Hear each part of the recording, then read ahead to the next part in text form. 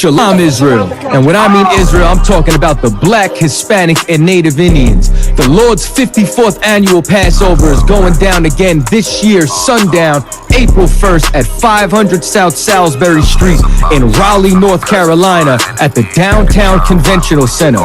It's got enough room for all of us. The Lord's 54th annual Passover. Last year, brothers and sisters showed up from all over the world, rocking ancient garments and glorious apparel in order to serve the Most High in Christ. Now, it's that time again. Commander General YAHANNA is putting out the decree for all brothers and sisters to show up sundown, April 1st in Raleigh, North Carolina. Join us at the Sheraton in Raleigh, the hotel right downtown. It's at 421 South Salisbury. The Passover is right up the block at the Convention Center, literally within walking distance. Make sure you pull up. Make sure that you do your due diligence because rooms are going fast and they are limited this weekend. You understand? We have months in advance of preparation. Do not wait till the last minute to get your room. The Lord's 54th annual Passover, Saturday, April 1st in Raleigh, North Carolina. Join us there. It's about time, sending curses to them enemies. Hey, Shalom Israel, this is a public service announcement to all the sisters out there. You already know what time it is. Them Passover corsages is blooming absolutely right this year. If you a married sister, rock that red corsage. And for all the single sisters out there, the white corsage was made just for you. Stop playing. You cannot be Passover ready without rocking one of these. Just $10 to complete that fit for the Lord's 54th annual Passover. Pre-order yours now. Click the link below for more info. For just $10, I got a feeling that this is just the right batch of flowers to have you looking on point and official. Sisters, make it your business to get you one, and we hope to see you there. Shalom Israel. So I spit choo-choo, I taste the whole thing. Taking my style, I'm far from a lane, girl, just let me put it down, baby. She on the road, can't get around in my coupe, me and you, we just cruising through the town lately. Ask me some questions, girl, do you mind? What would it take to make you mine, please? Tell me be you, and we can try. So I spit choo-choo, I taste the whole thing. Taking my style, I'm far from a lane, girl, just let me put it. If I die for my niggas, it'll be an honor and a blessing. Better watch how you stepping, cause brotherhood is a weapon. Brotherhood is a weapon. Better watch how you stepping, cause brotherhood is a weapon. If I die for my niggas, it'll be an honor and a blessing. Better watch how you stepping, cause brotherhood. I lay my life down right now for all my sisters and brothers, because I love them. I see them dapping and hug them. It's amazing to see how well we adapt from the struggle. Born again from a life of sin, trapped in the gutter. My mind frame was to kill my own kind. Feeling inferior, waking up ready to die. Run with them killers, so it's just a matter of time. For why take your life or let you take mine? That's when I realized the slaves killing slaves while the white man live to get old. We in them graves, shit got me feeling played. I opened the Bible, went through them records, found out we was royalty, a nation to be respected. But in this world we rejected, we hated for our complexion. Still fighting to get accepted. We hear the truth and reject it, but love is getting corrected. And all my niggas correct me. The commandments, the foundation we erected. Brotherhood is a weapon.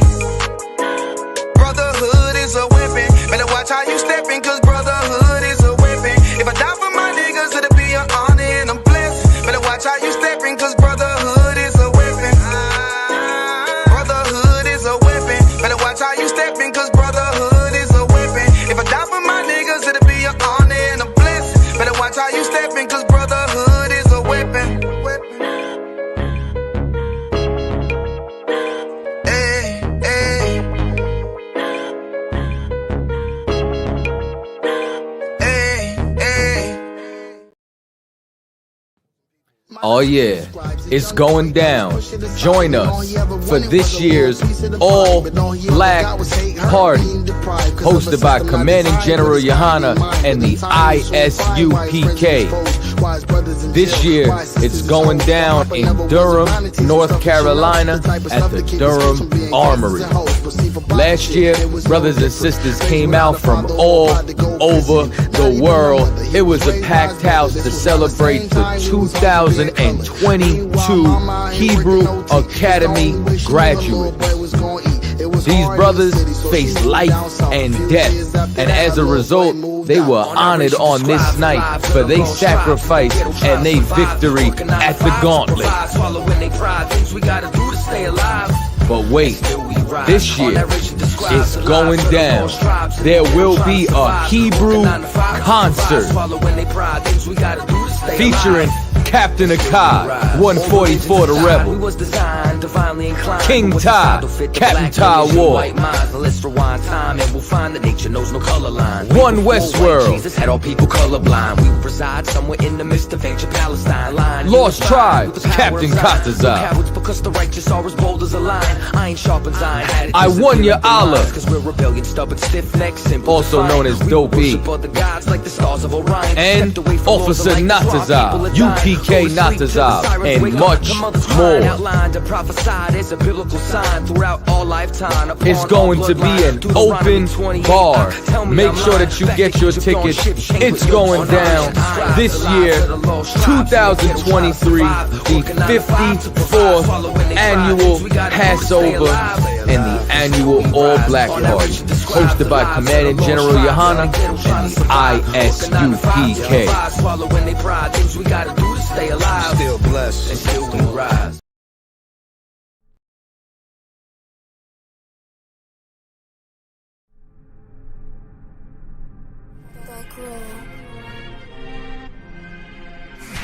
I.S.U.P.K. presents the 54th annual Feast of Unleavened Bread. Last year we did it big. This year is going to be way big. More brotherhood, more sisterhood, more UPK. On Sunday, April 2nd, 2023. We're going to be at 421 South Salisbury Street in Raleigh, North Carolina at the Sheraton Raleigh Hotel Ballroom. We're calling all blacks, Hispanics, and Native Indians to come join us. If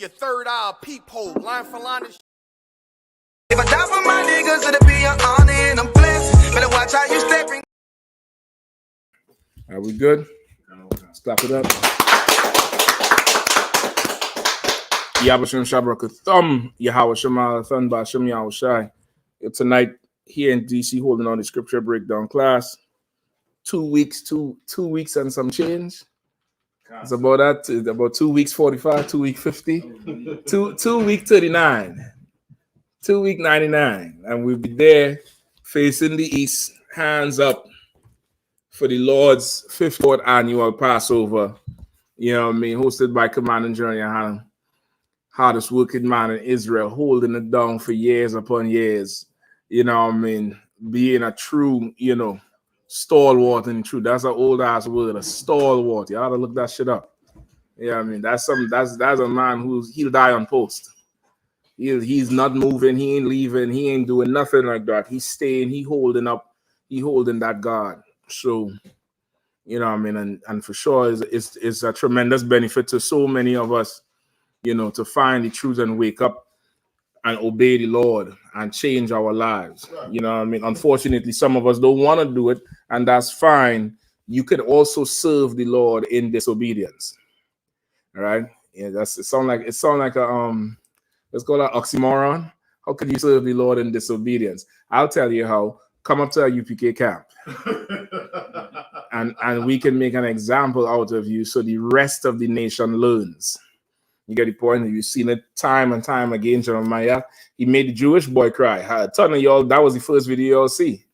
Forgot about my parents in the Holocaust up in Philly. You know what I mean? He served the Lord too. You know what I mean? Give his tears a hand, man. His tears were strong. Those were some strong tears, brother. That's I guess some chaser for them tears. Go ahead. He had the ugliest cry. Oh my gosh, he had one of them cries like you just ripped his soul out. You know what I mean? You yelled finish him. You know what I mean? So, There's many ways. There's many ways you can serve the Lord.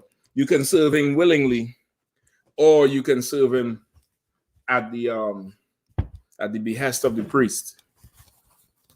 So that's where we're at. You know what I mean? You'll make sure, go talk to your camp leader, get that link, sign up for that bus, that charter bus. Commander YAHANNA have about 4 buses. 4 buses. I'm hearing it might be more because the seats is limited and they're almost full, but people still coming through. You'll get on them buses, man. That plantation tour and that Black Wall Street tour is going to be absolutely insane. You don't want to miss it. You absolutely don't want to miss it. Get on them tours. Go register them kids for that kids party. Contact Banas Shara on. Just go on Facebook. Contact Banas Shara if you don't know who it is. If you're not on Facebook, go contact your camp leader and find out about that kids event on Friday. You're going to need something for them kids to go to, as they're going to be looking at you funny for the rest of the year because you drug them to something and they ain't get to have fun. Remember, they're still kids. You get the point? Let them be kids. Let them go and handle the business. You know what I mean? Now, of course, all black party Thursday night. Thursday night, you're going to be up in the Durham Armory. Give that a hand. That's coming along real strong. Real strong. You know what I mean? If you pay the Passover fund, of course, all that is complimentary.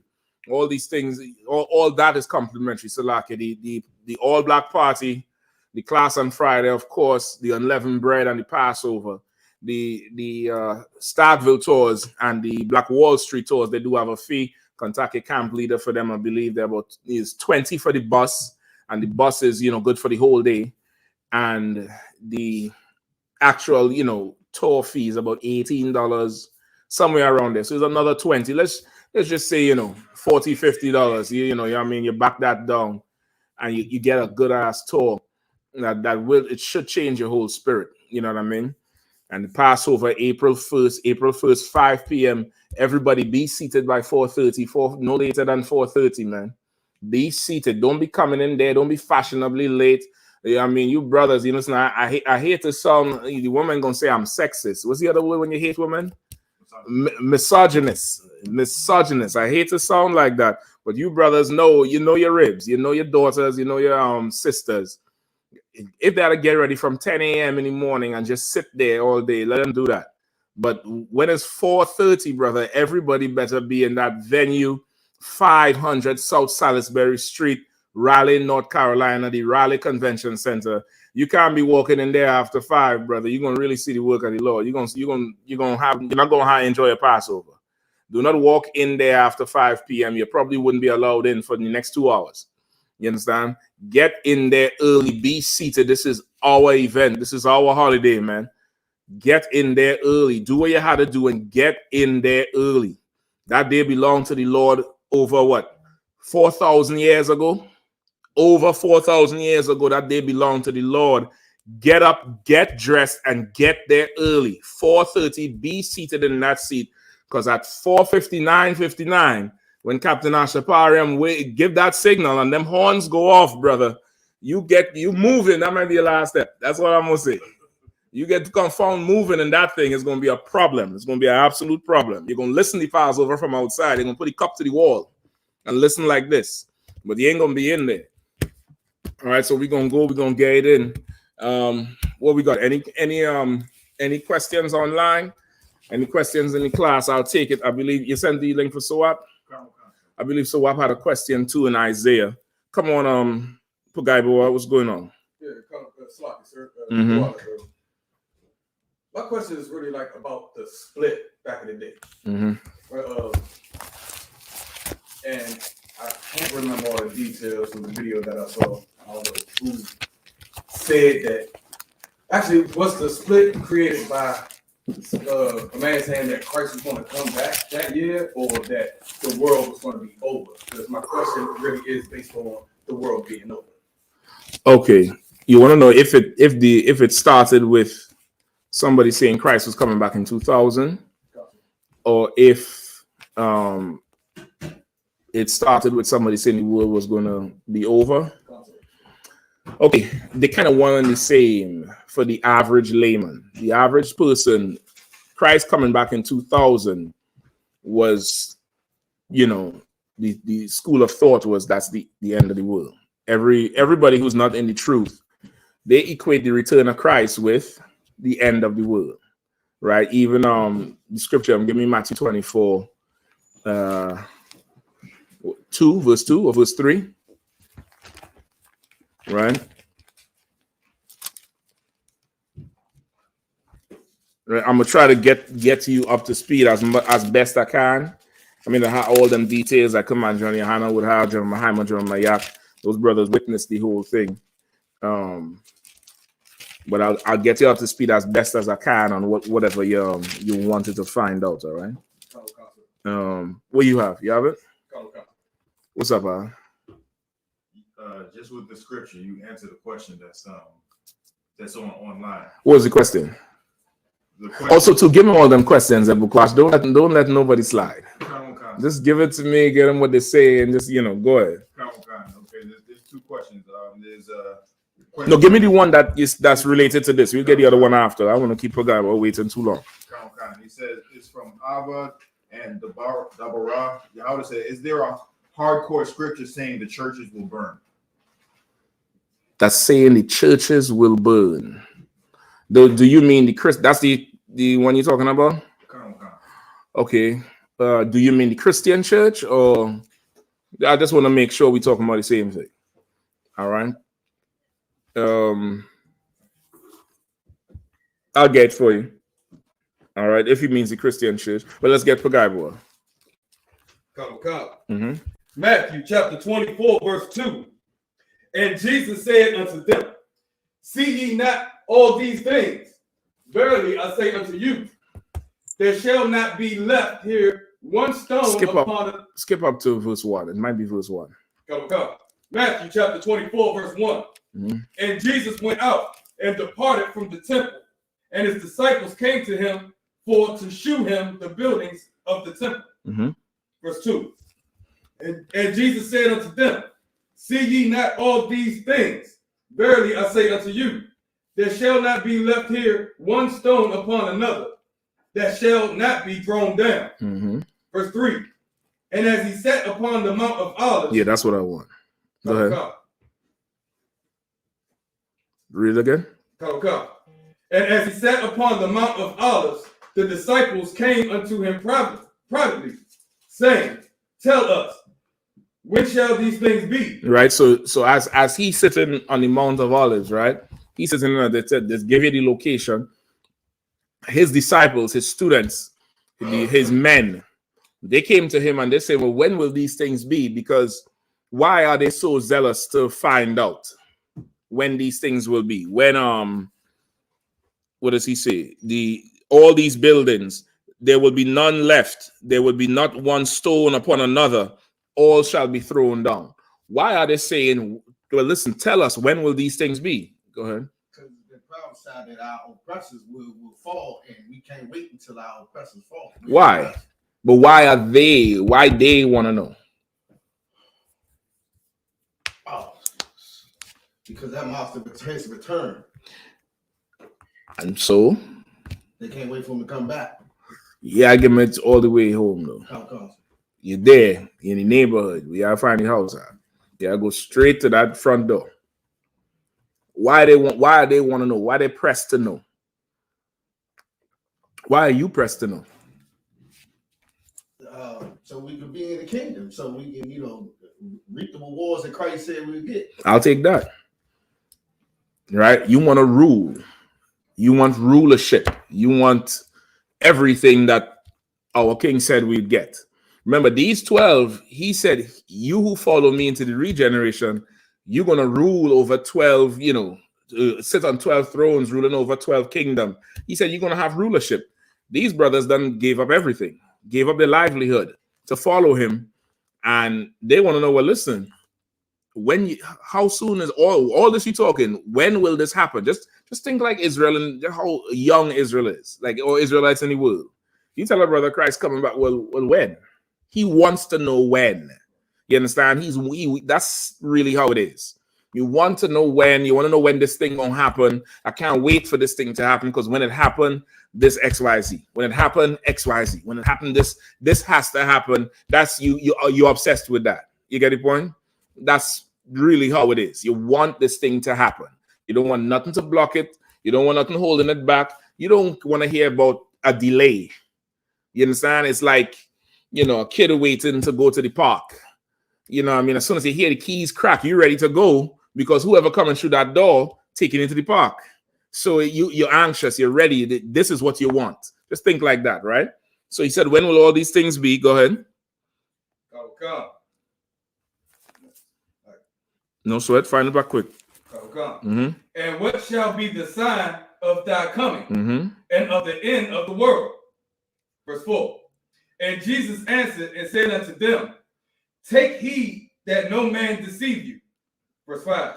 For many shall come in my name, saying, I am Christ, and shall deceive many. Right. I'll just read over the end of 3. That's really what I want.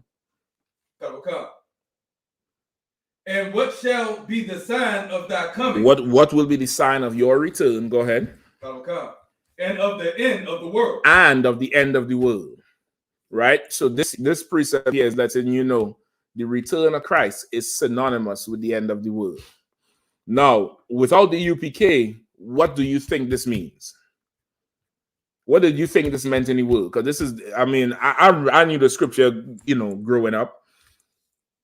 Most people heard about it before. What do you thought it mean?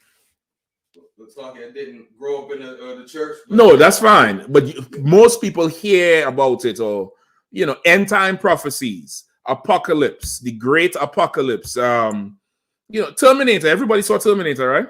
You saw Terminator 2, right? Right, when the woman on the fence. Right, you was in the truth then? All right then. All right, come on. Yeah, but I was growing up, this would have told me, well, my old heads told me that it would be love and peace and happiness forever. The end of the world? Or when Christ comes back. Okay, when Christ, okay, I'll take that. Go ahead. I hear this. I wasn't in the church like that, but from what I heard, I would have thought this was the calling of the Antichrist.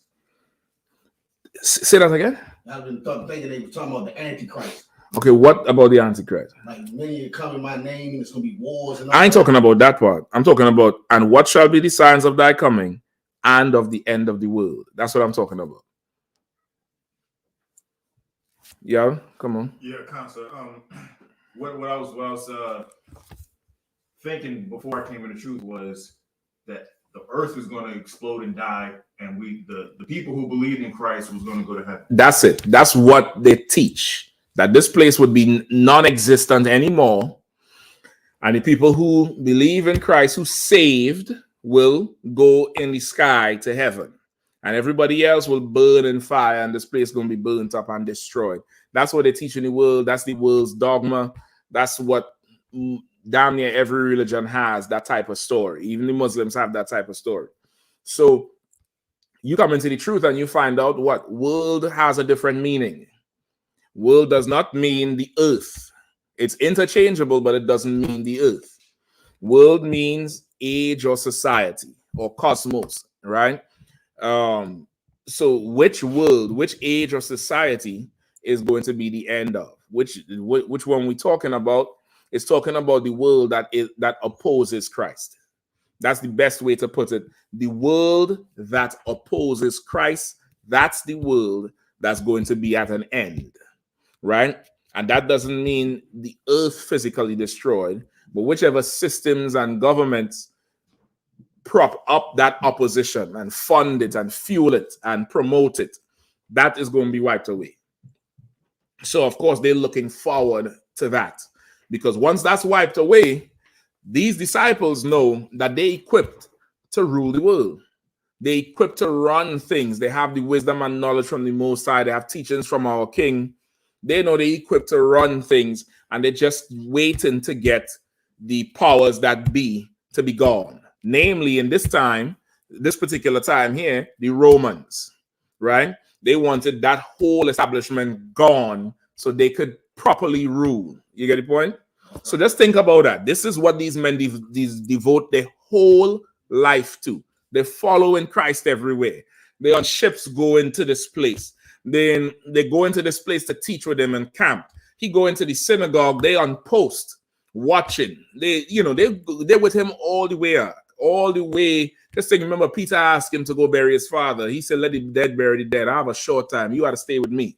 Like, they was really invested in this thing. So now they want to know what the hell is going to happen and when. When is going to happen? Because, of course, okay, it's useful.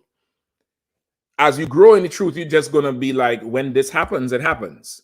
Right? The scriptures say, watch and pray. So you're going to be watching the prophecies. You're going to be praying for it to happen. But you're not going to be exasperated, meaning this. You ever running or doing some physical activity and all that's on your mind is for this thing to be over? That's kind of the spirit with it. You get the point? Where it's just, man, I want this thing to be over. I just want this thing to be over. When you kind of, you just have to go through it. And when you play to the whistle, a good coach, if you ever play sports, they'll tell you, play to the whistle. Don't play to what's going on.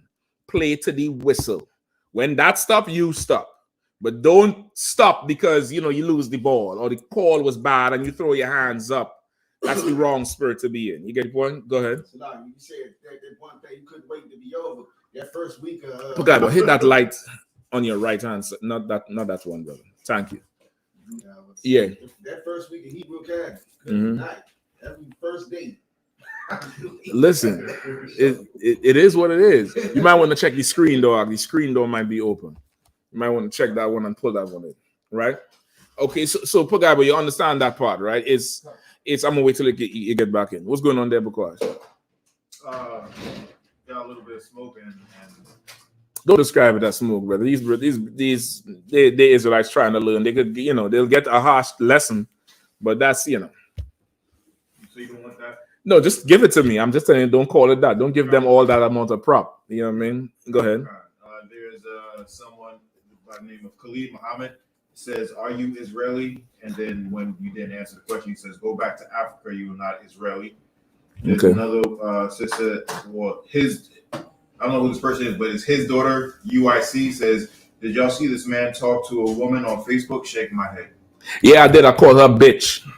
I called her a bitch several times. And this baffles me. I think I need to go and do some psychology course. This is a sidebar only because you brought it up. I did not call every woman a bitch. I did not say every woman is a bitch. I didn't call every woman a dirty bitch. I called that specific woman who was acting like a dirty bitch a bitch. Somehow that mobilized the entire female menstrual cycle population of y'all to band together. And somehow you feel like I called all of y'all bitches. Now, this could only be two things. Women either have some sort of, you know, like a spidey sense to band together without even messages going out on Facebook, like a flash mob, you know, like a flash mob is some secret thing, meet here, meet, without even some sort of general organization. Either women have just this innate thing to just stick together and claim victimhood. There's probably something in their spirit, or all of y'all are bitches the same goddamn way, and nobody told you you're an out of order loudmouth bitch. What the hell? How imagine somebody's on the street saying, you a faggot, you gay, and all the men say, he's calling us all gay. That would be weird, right? Because now he talking to him. But to a woman, she feels some kind of connection, like Avatar. You ever see the movie Avatar where they're all connected and you cut down the tree and they all feel it? Like that bitch just went through the nation like a sonic wave. And I think that's worth studying. So yes, that's who it is, and you're welcome. What's the other question? Salakia. There's no more other questions. Is the Officer 5000 Matabar says she watching our class, so she must like it. Once again, it's worth studying. That's all I'm gonna say. It's something that's absolutely worth studying. Now, nobody said she was wrong for kicking the side. Nobody said she was wrong for swinging on the brothers. Nobody said she was wrong for abandoning the baby. But somehow, you know, to correct her, you shake my head. Now, back to Pagaibo's thing. Pagaibo, I'm waiting for when Christ returns. I'm waiting for when Christ returns. And most people would think the Israelite school of UPK, or maybe just myself, hate women. It's not that. It's not. Your behavior is deplorable, but you are still my sister. If you wasn't, I wouldn't waste time on it. I wouldn't waste no time to try to correct it. But when Christ returns, the securities you have in the oppressor to do what you do to black men will be gone. The securities you have in the oppressor that provides you with food and shelter and clothing and warmth will be gone. The securities you have with the oppressor that teach you a certain culture and a certain way of life and a certain way to react, that's going to be gone. And all that's going to be left is the Israelite school of UPK and your hard head. I need that day to come. That day must come, or else there'll be many more of that. There'll be many more of, there'll be many more of that. There'll be a whole ton of correction. Part of the reason there's correction is because you trust in your oppressor so much. Now, you don't think we need a nation.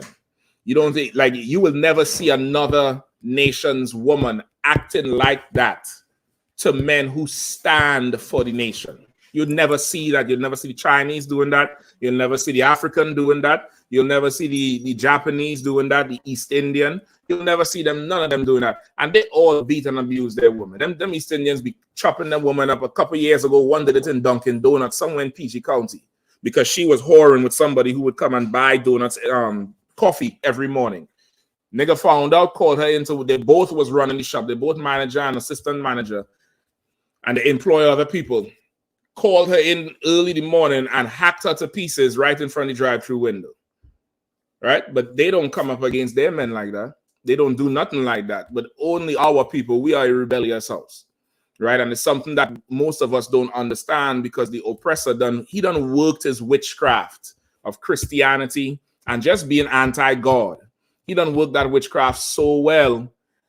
We don't see that we're far off. We think we're normal. We think the way we react to things are normal. We think, the way life is now is normal. And that thing is absolutely abnormal. It's absolutely not normal. So, Pugaibo says, now, okay, this is what you would see, though. This is the mentality these brothers would have. They want this day to come. They want the day to come where they don't have to, give, what's the word I'm looking for? Concessions or make adjustments in their life to fit with the Romans, which is much how we live today. We make adjustments in our life to fit with the so-called oppressor, the white man, the so-called devil, right? The so-called white man, the devil, the Bible speaks of. We make adjustments in our life for it. We do certain things we, and I'm not talking criminal activity. I'm talking our culture, the way we do things. We have certain things we do as a people. The whole world does things because he's in charge. Well, when Christ returns, he's not going to be in charge no more. When Christ returns, Christ is going to be in charge. And his way is the only way. His way is going to rule. And that's what we all want. We all want it to be his way so that we rule. So that when we say Passover is April 1st, the whole world shuts down because it's Passover. You get the point? The Hamites shut down. The Chinese shut down. The Ethiopians, everybody shuts down because, Christ people, they're celebrating Passover this weekend. We can't sell nothing. We can't do nothing. And it's not far-fetched because you do it for 4th of July. You do it for Thanksgiving. You do it for their Christmas. You do it for them because they're in charge. When we're in charge, you're going to shut down for every high holy day. You better not catch you open on the Sabbath frying nothing. The priest will have judgment for you. Go ahead. It's like, that's so heavy how you said it, because we got to the world shut down for Thanksgiving and they celebrating killing our Native Americans. Thank you. Whereas on the Passover, the Africans going to have to shut down because we celebrating killing them. The Amalekites going to have to Okay, I would reword it. I wouldn't say we celebrating killing them. We celebrate God's judgment on their nation. God judged them. He judged them in blood, though. But go ahead. And the same thing with Purim, where it was Haman who was an Agagite, who was an Amalekite. Really, the Jews man had to shut down and celebrate that. I mean, everybody gonna shut down now. The elephant's gonna have to stop. You know what I mean? Shapat, hit them 2 heaters for me, all right? Make sure they're straight. You get the point? So okay, so you understand that, guy? Well, that's this is what these brothers want because they're fully invested in what Christ is teaching. They follow him. Remember, this is 12 men. Just think about how that looks. They probably look like absolute nutcases in that time. Total nuts. Because, of course, they're not the majority. They're not rich. They're not clothed in purple, literally, because they make reference to the rich man being clothed in purple. They're not that. These is men following this nigga who, according to Isaiah, the book of Isaiah says, he was not tall in stature. He was unassuming. You know, you're familiar with that scripture? You're familiar with Pagaiboa? Right? He was not tall in stature. He was unassuming in nature. It literally says he was nothing to look at. And he's leading these 12 niggas who is prophesying against the Roman Empire, prophesying against the Sadducees and Pharisees, cutting the Sadducees and Pharisees, and his name ringing out. His name ringing out. It, they was in it, 10 toes down. You get the point? So now they're asking that thing. When will this time be? When will this time be? So now give me a question with that understanding of you find out who you are, you're following this man, there's a promise of something to come. You get the point? Now give me a question. Sorry, sir, that changes my question now. God damn. I think I give myself more work. I should have stopped talking 5 minutes ago. That was absolutely amazing. No sweat, no sweat in Christ. This is how my question is reformed now. Kazaki, she can sit on the brown chair. She might be a little bit more comfortable than all that. Go ahead, Al. All right, sir. The brothers, they wasn't talking about the world ending as in the age of society then. Because what I was thinking is like at that time they're talking about the world's going to end. That's 2000. They're saying. Okay, you're talking about the scripture. You're talking about the brothers in the scripture or in the school? Okay, in the school, they're not talking about the world being destroyed. They're talking about Christ coming back and we're going to be in charge. Right? Go ahead. Yeah, so I was thinking, what I initially was thinking was that, the years 2000, they called that the age of information. Mm-hmm. So would he be right by saying that 1999, that world is done away with? That world is over. He was right about the world being over because it's a new world, a new age of. No, that wouldn't be because the age of information is something what you would call marketing, right? What did you find out in 2000 that was not known before? Okay, you didn't know it, but it was there. So you just didn't know it. It's not like, 2 Neanderthals stumble upon stone and fire. It's not like that. You get the point? Like they're now finding something out for the first time ever, and wherever. It's not like that. The age of information was marketing. That was marketing. That was on the verge of the cusp of the internet. Phones went from them little brick Nokias to the, flip phones, Motorola's, and that's just the age. Y2K. They stopped calling it 2000 or 1999. They didn't say 19K or 1.9K in 1900s. Y2K. They try to digitize the thing, the matrix, all that type of stuff. Because I take this here from there. Shalom, sir. Go ahead, Gabua. Yeah, your question, brother. Yeah, well, sir. And if I may, we were just talking about the earlier brothers in the school. They had to split. No sweat. It's like if I made to. If you just tuning in, make sure you like and share the stream. Make sure you hit that thumbs up button. Tap the screen if you're on TikTok. I think we got banned on TikTok last night. Salaki. Make sure you like and share the stream. Push the truth. Y'all like and share all them other goofy videos that's online. So it costs you nothing to share the stream. Push the truth. You understand? And Lord allow, we'll see you all April 1st in Raleigh, North Carolina. You understand? Get your preparations in order. It's going to be an excellent time. Salaki. Okay, so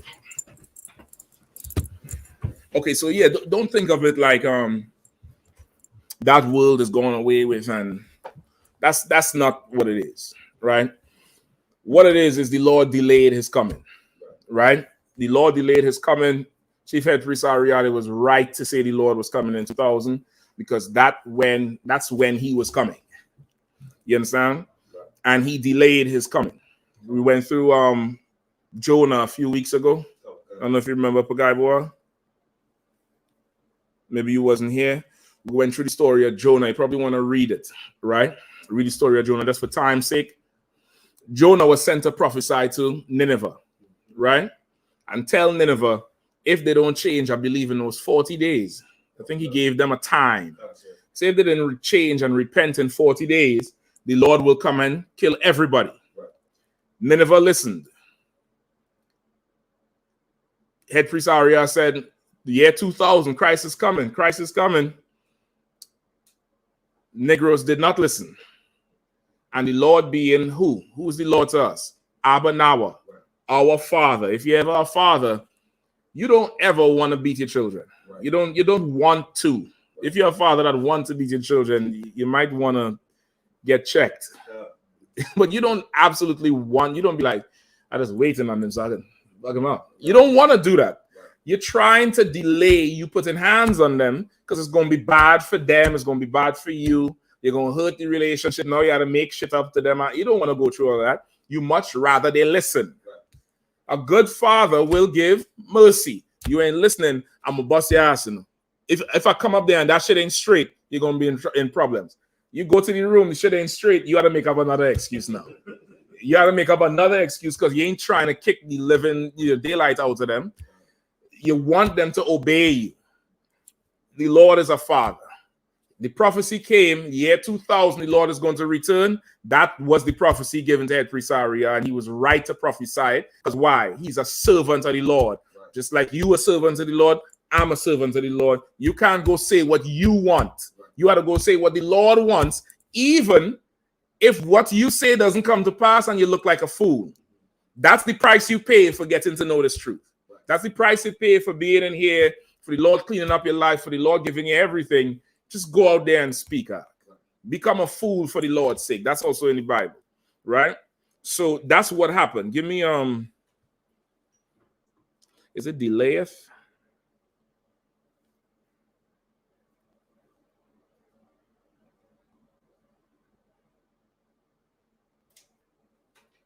Matthew 24:48, sir.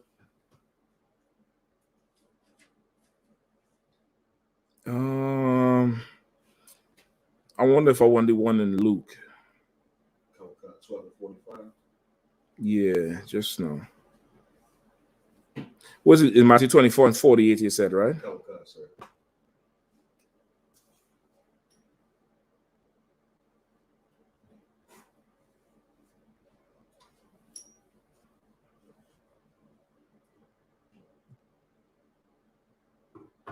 Give me Luke 12:35. Start reading there. I'm gonna check out the one in Matthew.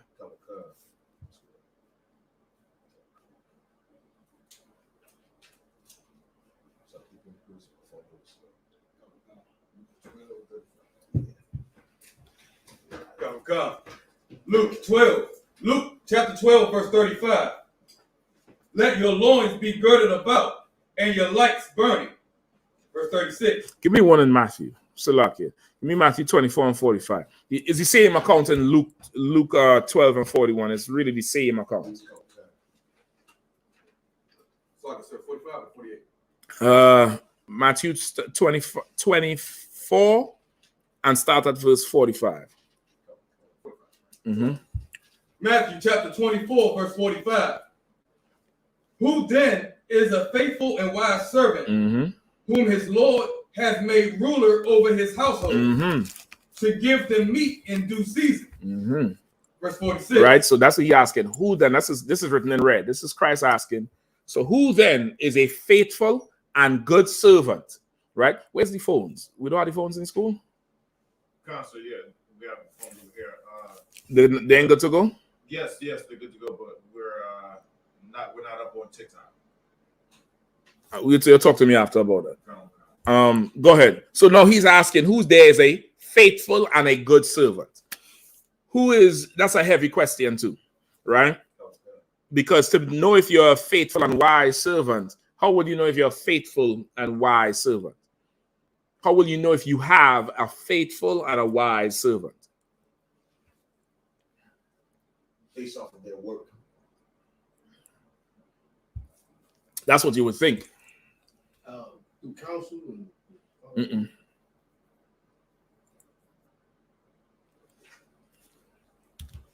If the servant can learn from correction and punishment, you onto it.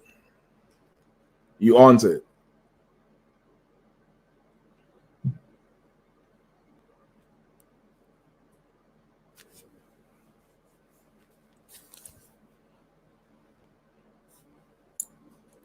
Go ahead. if the servant doesn't make the same mistake twice. You onto it. You onto it. Anybody else? No?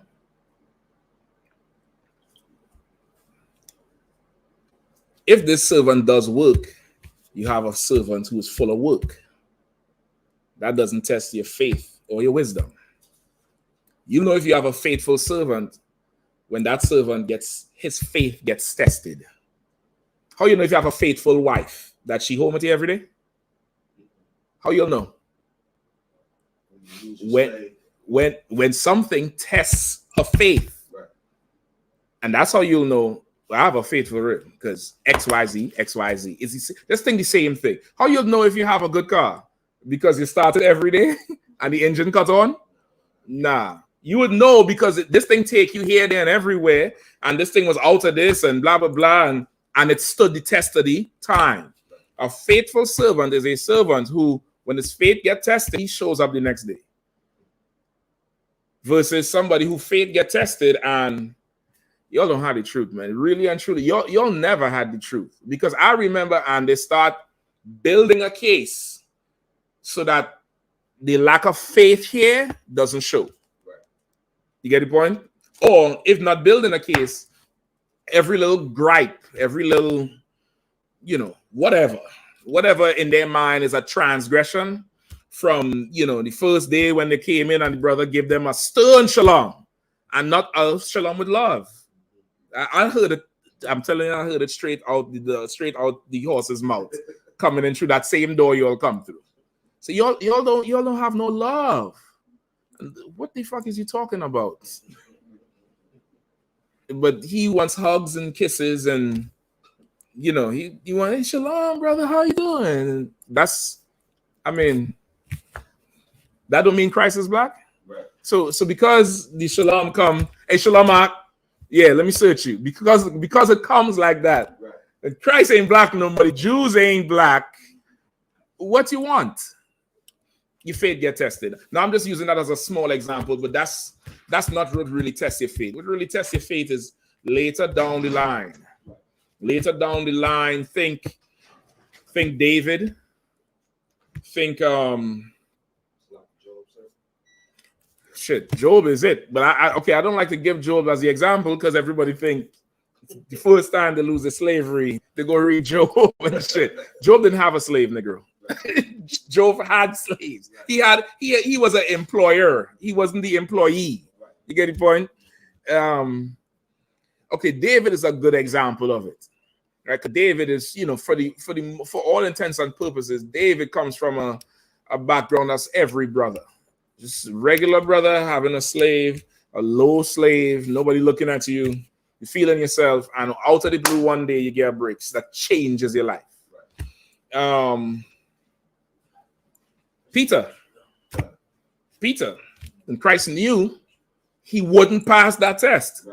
He knew it because he's seen what's going on. But then now, could you say Peter wasn't faithful before? Hell no. But after that test, Peter's faith was tested. He failed the test, and then he learned from it after. He was a wise servant and a faithful servant because now he comes back after and he learned from his mistake. You get the point? So that's it. Who's a wise and faithful servant? That's what Christ is asking. And he's asking that because your faith gonna have to be tested.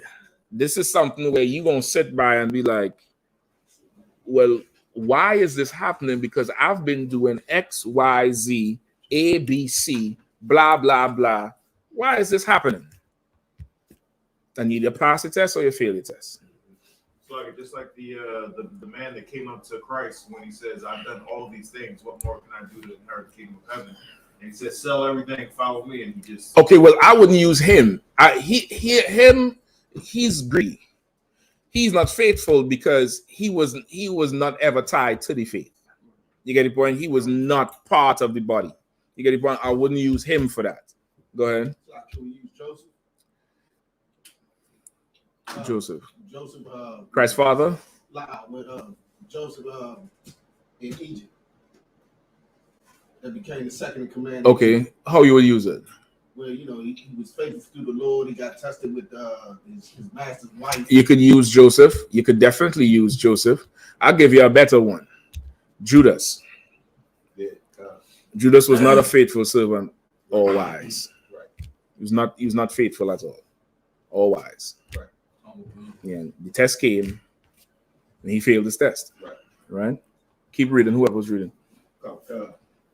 Whom his Lord hath made ruler over his household to give them meat in due season. Right? A faithful servant. The Lord made ruler over his own household to give meat in due season.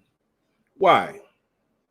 Why is he saying it like that? I'm gonna break this first part down, say on the sample. Guy, well, this is your question, and so you might want to, lock in on it. All right. Why is he asking that? Why is he saying this? A faithful servant who he gonna make ruler over his house to give meat in due season.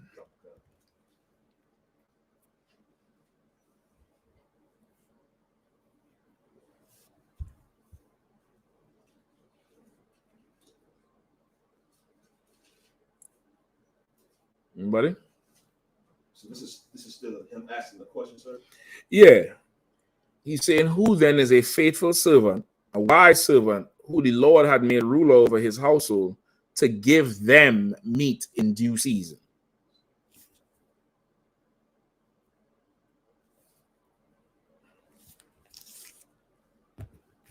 Go ahead, Pagaibo.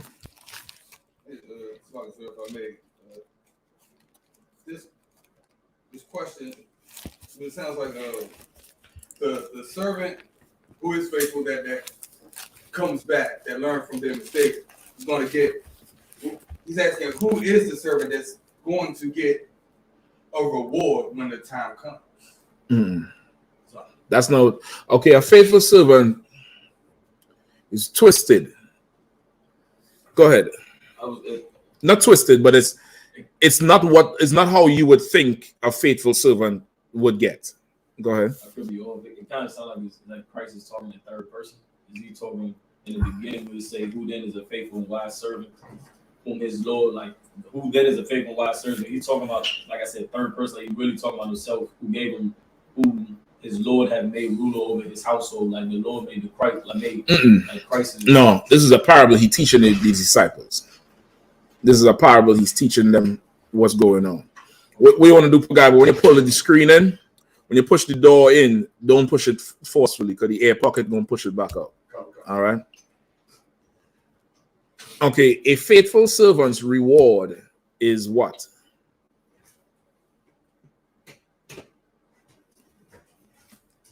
Is it saying because he's wise that he'll be able to decide when it's time to provide for his household? That's exactly what it's saying. It's saying that he's faithful and he's wise. So this person, the Lord is going to leave in charge of the house because he'll provide meat in due season. Like there's going to come a time where it's going to be rough. Right. But this faithful servant, he's in charge and he's going to provide for this house. What is the reward of a faithful servant? power. Yes, but I don't like to describe it as that. I like to say it's more work to get the vanity out your ass. Because vanity could make you strive for power. And when you touch it, you realize it's too much work. It's too much work. A faithful servant gets more work. Could you use a parable where the Lord gave talents, and then he gave them more talents. Yes. More work. Yep. That's it. It's more work. The work equals the power. But if your only thing is power and you don't understand that this thing comes with work, it'll crush you. It'll crush you. Right? Keep going. Whoever was reading. Come on. Verse 46. Blessed is that servant whom his Lord, when he cometh, shall find so doing. Exactly. That servant, when the Lord cometh, that servant who he left, when the Lord comes, he wants to find that servant doing what? Working. Doing the job I put you there to do. He's going to be pleased, and then he's going to do what with the servant? Give him more. Just give him more. Man, you held this thing down. I couldn't believe this shit. You know what? Go over there, tell so-and-so, give you the plans, give you the whole thing, give you last year's schedule. Yeah, and just have him report it. That's how it's going to come down to. So, yeah, just have him report it. And before long, you're running over there, over there, because you're just such an excellent servant. You're going to get more work. We have a saying in the UPK, the best troopers make the best officers. The best officers make the best captains. The best captains make the best general. It's really a trooper who he's never stopped being that type of person all the way. And that's Command Journey YAHANNA. Right. You understand? That's how he came in, and everything he put his hands on, he treated just like how we treat the school now. Right. Faithful and with wisdom. So he gets more. Gets more and more and more, and that's your reward. Right. Your reward is more work. Power comes with it, but it's really the work. Right? Keep going. Verse 47. Verily, I say unto you that he shall make him ruler over all his goods. Right. Ruler over all his goods. The unfaithful and a servant who is not wise looks like what? It doesn't look like a burden straight up and down. So a servant who is not faithful and not wise, ruler over all his goods looks like a reward, more power. It looks like all this is mine. Right. It ain't yours. You're a husbandman. You know what that term means? Break it down. Like you're married to the land, like a farmer. A husbandman is an old term for a farmer. Right. Animal husbandry is what it used to be called. Right.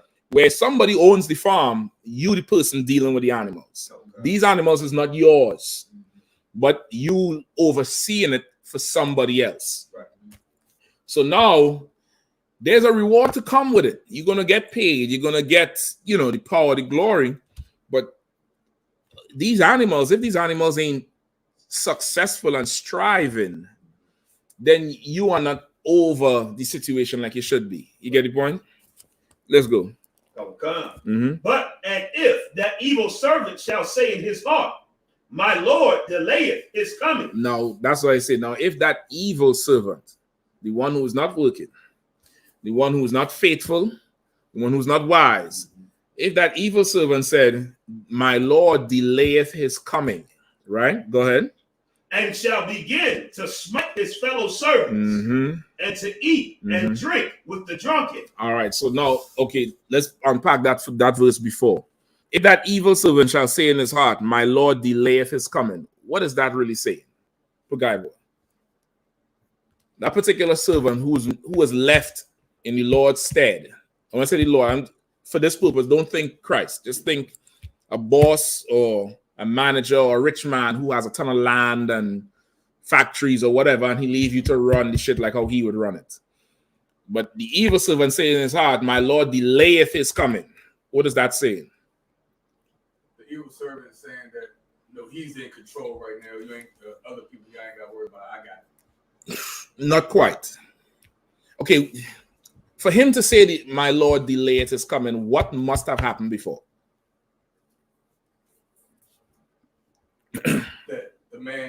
that the Lord saw something was wrong and he had to come and correct. No, delay. To delay your coming is to do what? Oh, to push it back. All right. All right. He didn't come at the expected time. What's the expected time? Whenever it was told to him. So somebody had to tell the servant when the Lord was returning. Right.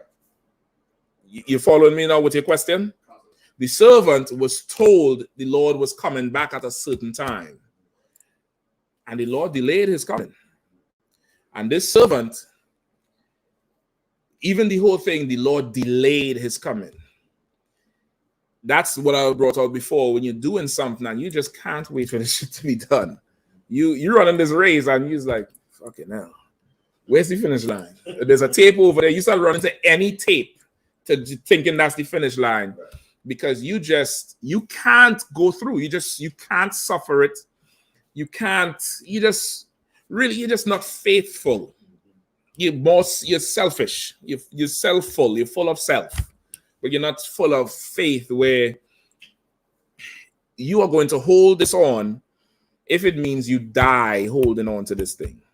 You're going to hold on to it no matter what. You get the point? That's a faithful servant. The one who says the Lord delayed, he delayed his coming. It's like, oh boy, it's like, it's like perfect. Everybody had a slave here, right?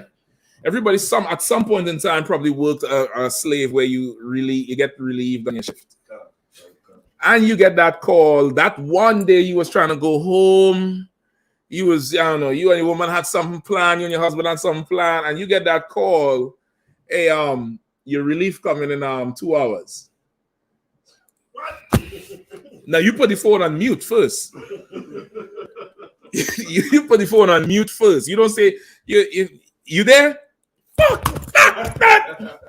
Yeah. So you know what? I was gonna stay anyway. Don't worry, don't sweat that. That's this thing here tested. That's just think that reaction. Right. And now this servant, because he's not faithful anything, right.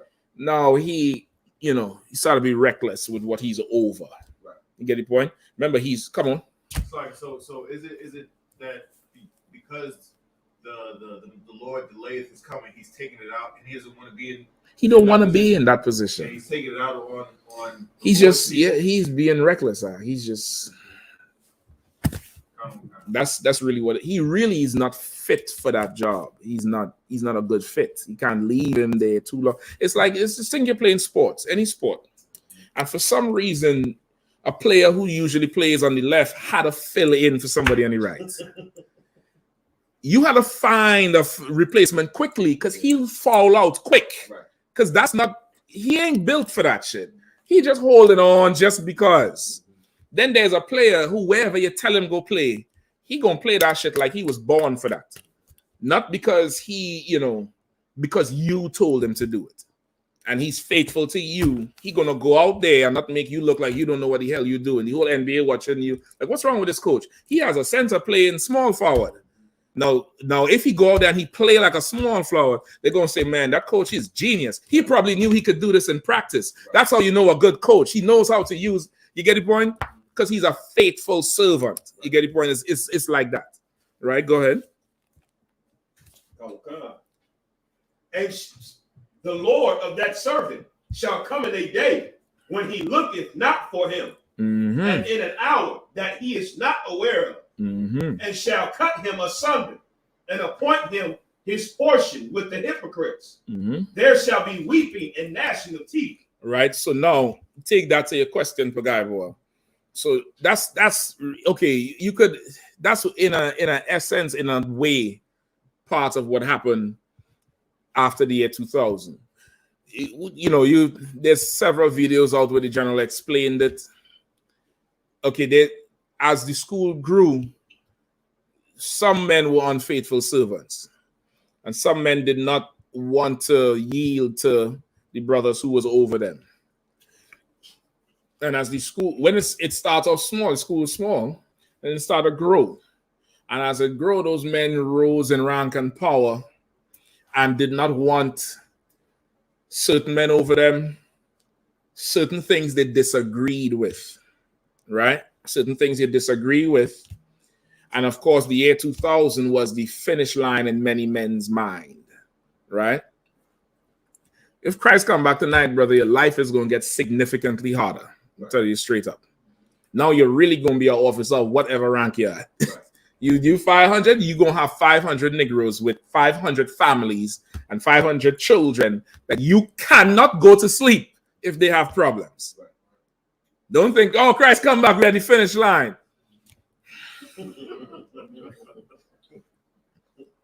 Don't think like that. That's not how this thing goes.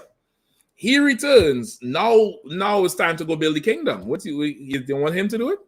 Now it's time to go get things in order. Now you're really going to have to start a work.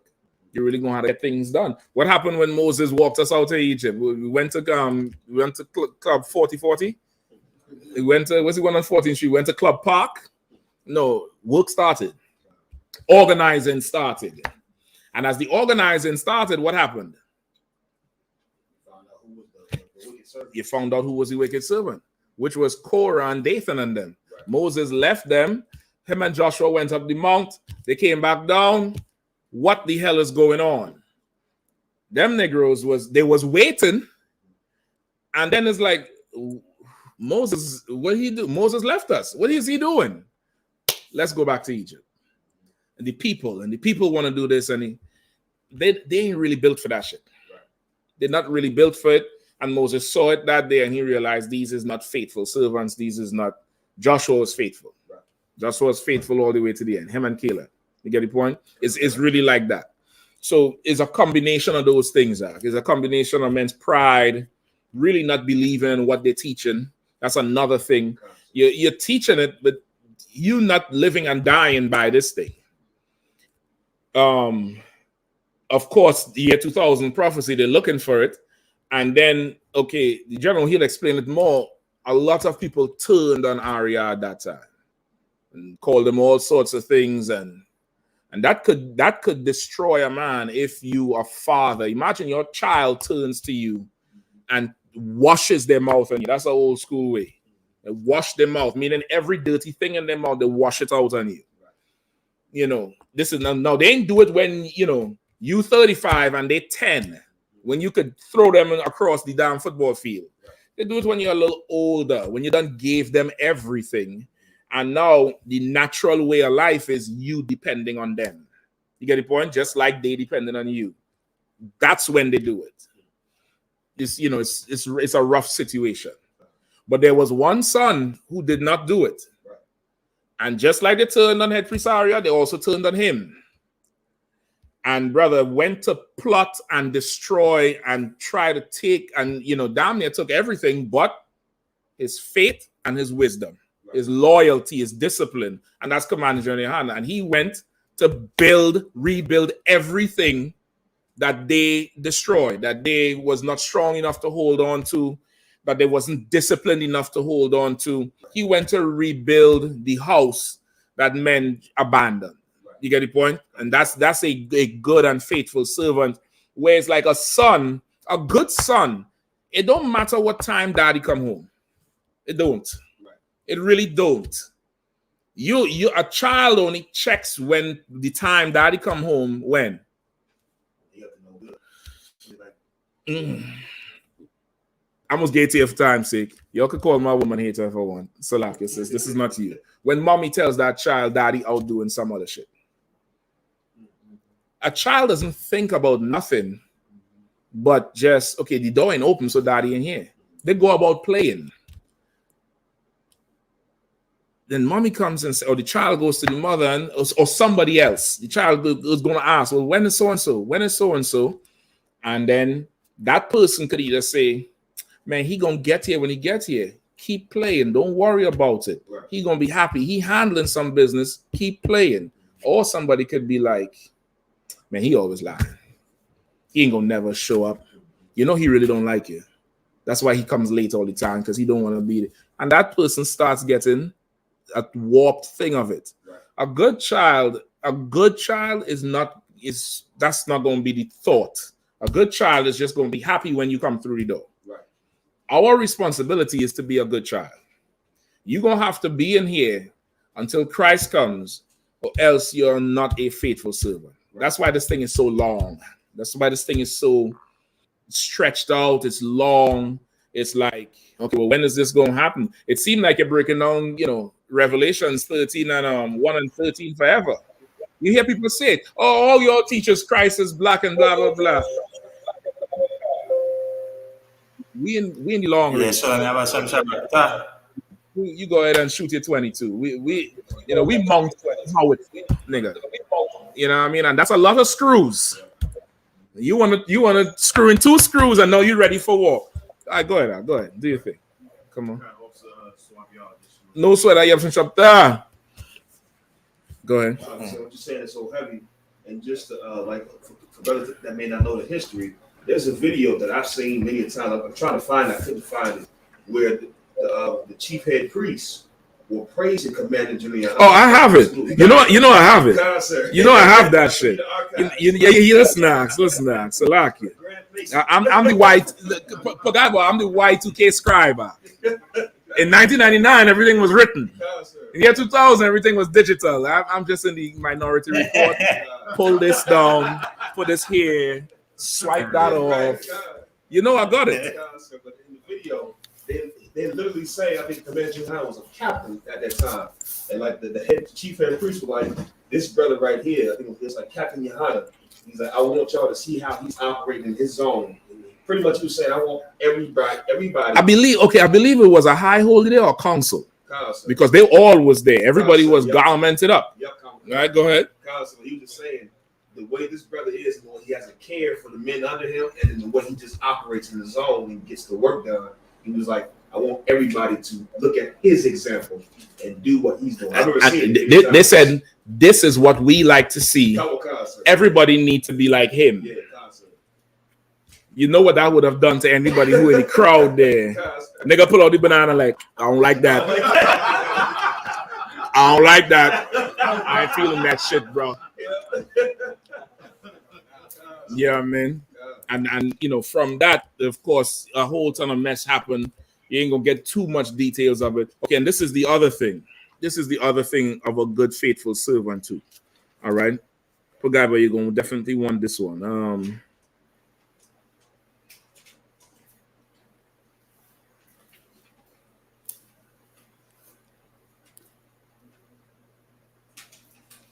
Genesis 9 and 20. It's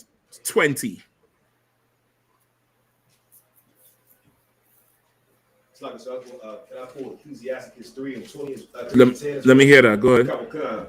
Glory not in the dishonor of thy father. Take that one too, Pagaibo, all right?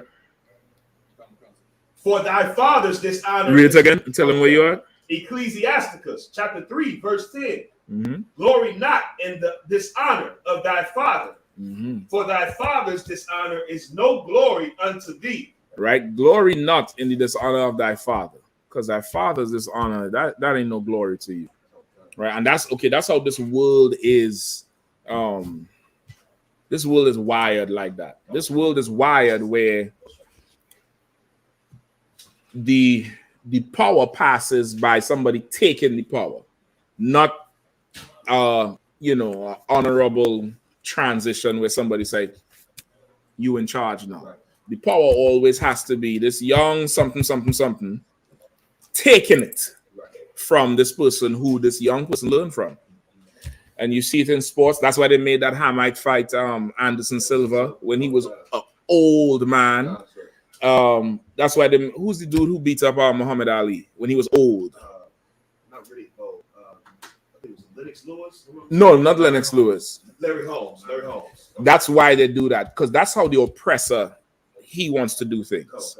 He, go in there and beat him up good, and you'll see that so much. That's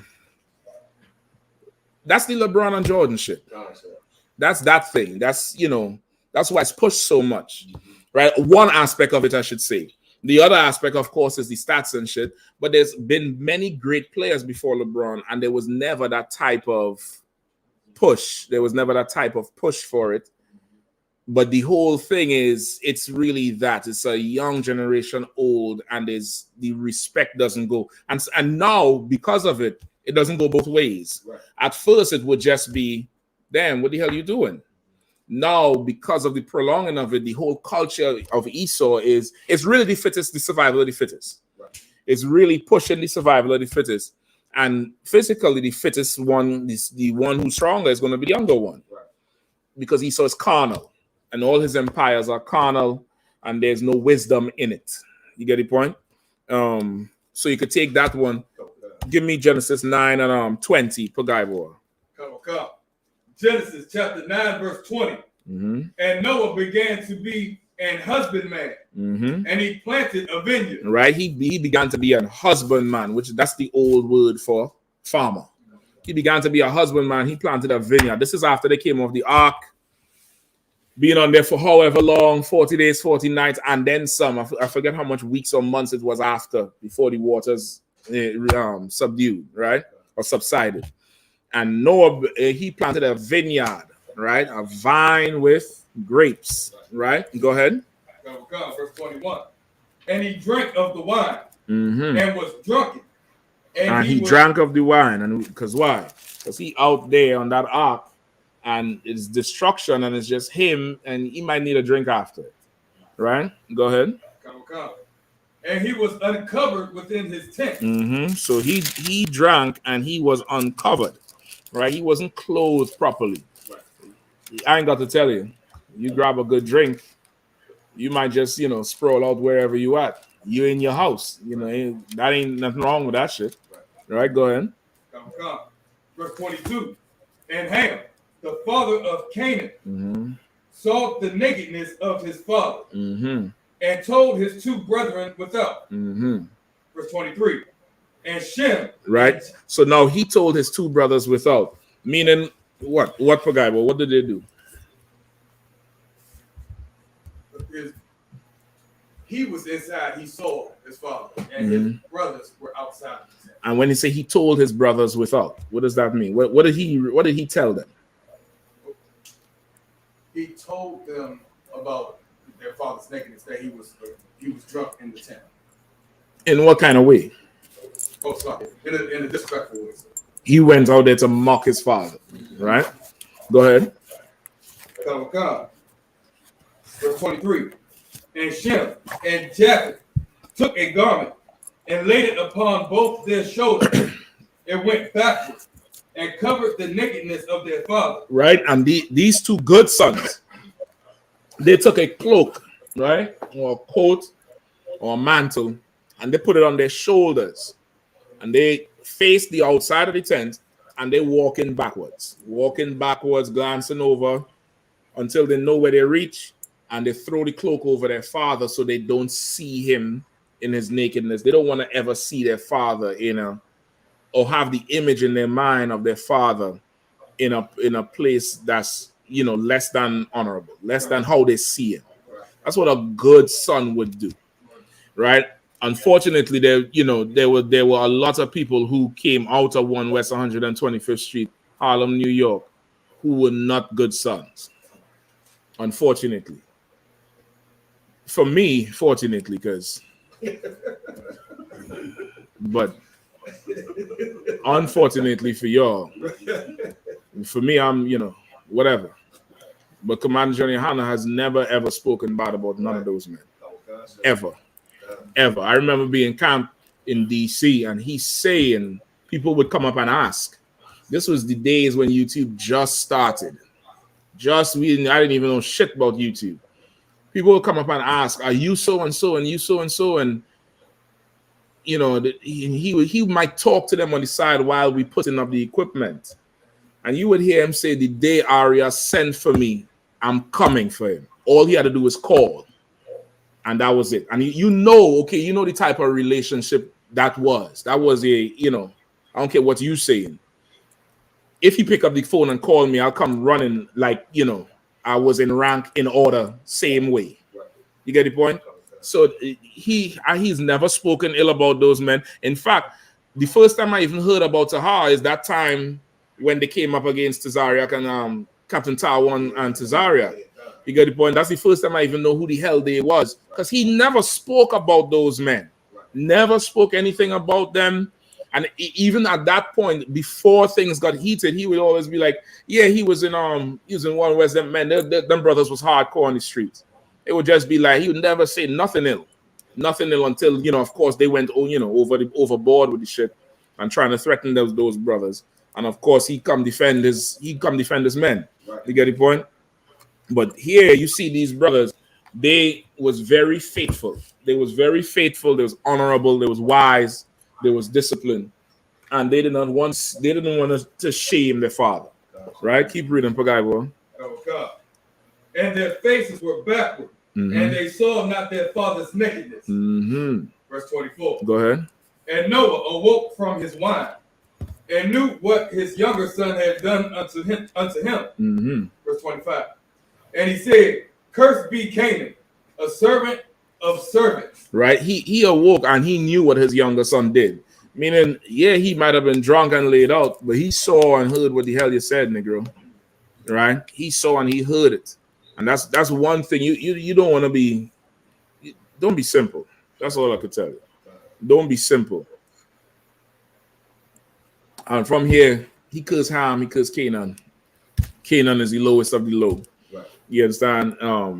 Shem and Japheth, we of course descend from Shem, and Japheth, is not like the Hamites, not like Canaan. Right. You don't want to be that type of son. You don't want to be weak. You don't want to be soft. You don't want to be. You're so easy to break. You're so easy to break. Year 2000 come. It didn't happen. Nothing is wrong with the truth. Now you had to figure out, okay, what is the Lord saying? The Lord is a father. If you ever had a father, brother, there ain't no plan. Well, there's a plan, but the plan is whatever he said. So wherever he go, and he turn left, he turn right, whatever, he gonna figure this shit out. You gonna know you gotta buckle down and get the thing. So now with that happening, and of course, remember that by that time the school is big. There's schools in California, there's schools all over. They're on the streets, people hearing it. Now you got to come January 2nd and go to camp. It's not 2000 yet. You got to stand there and handle that. Some men couldn't handle it.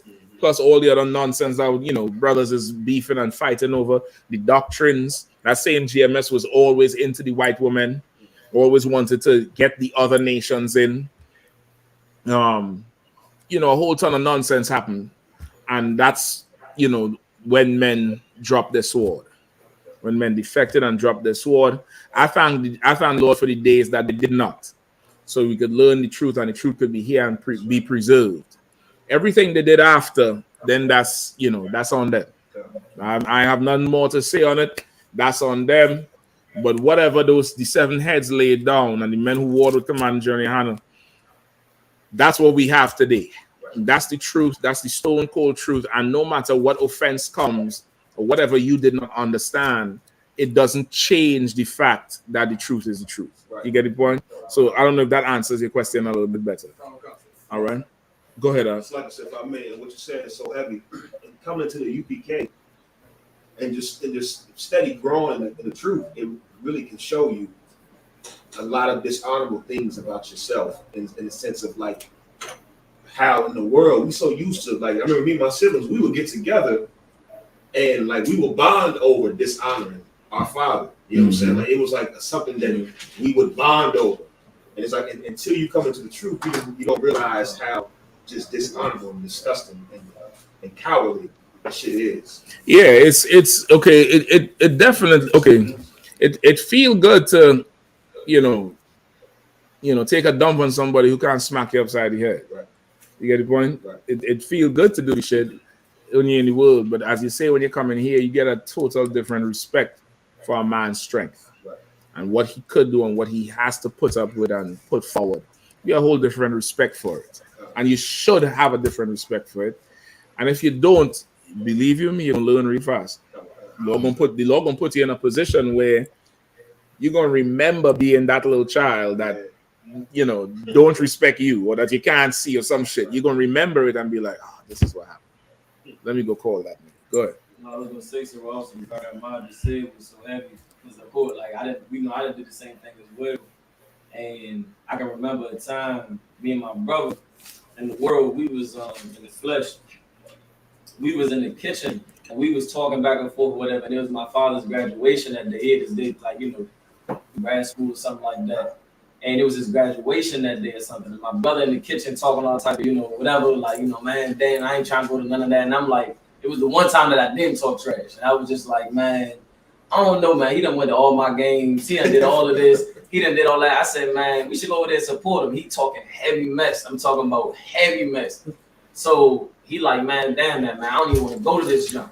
He did the same thing with my brother with the sports and just being all supportive and whatnot. So I'm like, man, you tripping, man. So I went around the corner, going back upstairs to get ready. My father was sitting right there on the steps, listening the entire time of the conversation. When I looked at him, he just came up, he hugged me, and then he walked into the kitchen. As I'm going up the stairs, you gotta imagine I'm a kid. I'm like, that boy got to get behind me. So I'm like, oh, Steve. I said, I can't believe it. I said, boy, is it for you, man? You get no gifts, no nothing. I said, and for me, I'm like, I'm the golden child for a second, because I'm like, he just heard me say all of the right things. So, but you know, of course, but he probably heard you say the wrong things at another time. Yeah.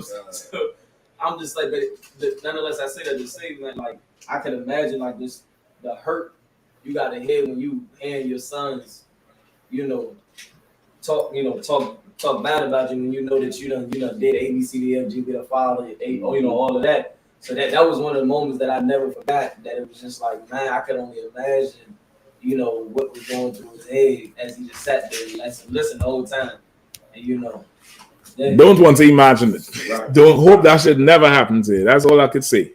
Hope it never happens. And okay, most people don't consider it, but what happened for sure, and where Commander YAHANNA come, like where he had to restart. I mean, I don't know how he do it. Right. He had every reason to say fuck it. Right. There's every reason just to say, you know what, it's just me against the world. Whatever, kamikaze, it's over. So there's a question online. No sweat. Hold on. Let me. Says, but question, is there volume on that one? Concert. Okay, play it on that one. The volume, my audio here is gonna be jammed up. Let me see if you all could hear it. Are you able to hear it? Hear a little bit. It's a little low. All right. You could see if the people online could hear it. Okay, this is the video that Kazak was just talking about from Philly. It's definitely online. Right.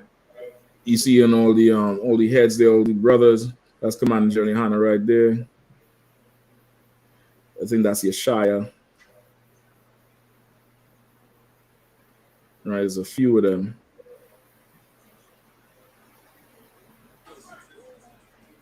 Well, I can't hear it. The audio on this is a little jammed, and I don't want to play it. But okay, it's the part. Hold on, it's towards the end where he made everybody stand. I'm going to listen for it, and I'm going to play it again at the end of the class, all right? Where they say, what he's doing, that's what we want to see, right? They say it. They actually say it. I'm going to listen for it, and I'm going to play it again at the end of the class. So you can see. Or not. Please, sir. Or not. Or not. I'm not in there. I don't know what else, But go ahead, So I believe this is from the young brother down in Florida. His name is YAHANNA. He says, so as the people that watch the truth and do what y'all say to do, but cannot join the truth cannot join the truth as of right now, how should we move in these last days? I believe it's a young brother, 15-year-old. Okay, read this question again. Khan says, so as the people that watch the truth and do what y'all say to do, but cannot join the truth as of right now, how should we move in these last days? Okay, you could for sure be in the truth, dog. There's no such thing as you can't join the truth. You reach up the age where you could function, you could for sure be in the truth. What you want to do again is call the camp leader. Call that brother who's in charge of that city, that faithful steward who's in charge of that city that you're in, and explain your situation to him. Explain what is the reason that you think you can't do something. What you want to understand is when you're in the world, your limit is the front door. Anything outside the front door that, it requires you to go that far, that is not your slavery, or is not some, some piece of tail, some nasty piece of tail, or some drug. That front door is your barrier.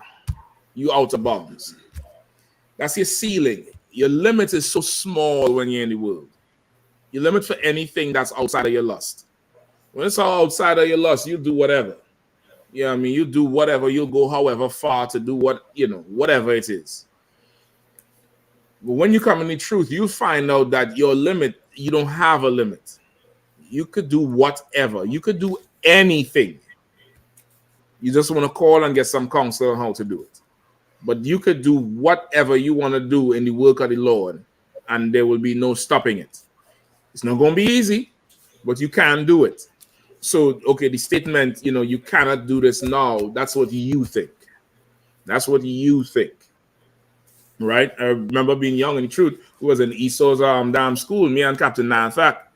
And we at the school, and we going to camp. And then General said, what y'all could do in that school? And I was like, I don't know. And we up there giving lectures in the damn college.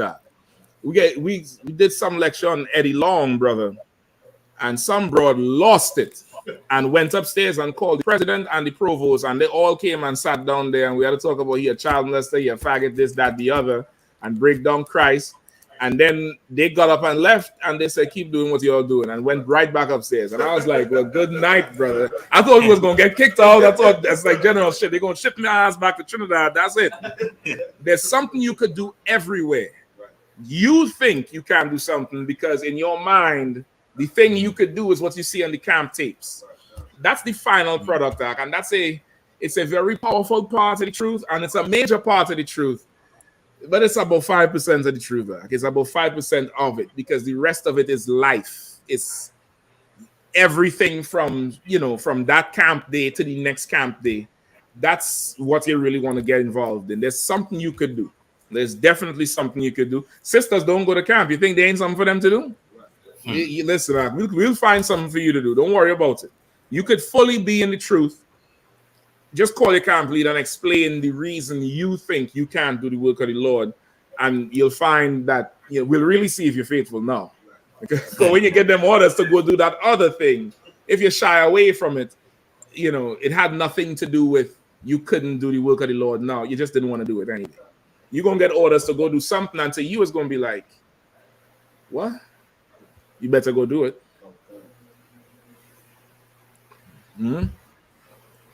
Good.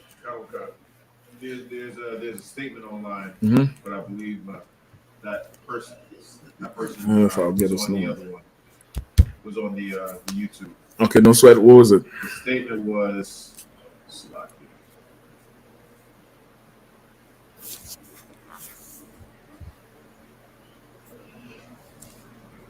It was from the Khalid Muhammad. He says, remember that your supremacy and arrogance in the land will be destroyed by God, as stated in the Quran. The last exaltation and corruption of the Jews of the earth will end.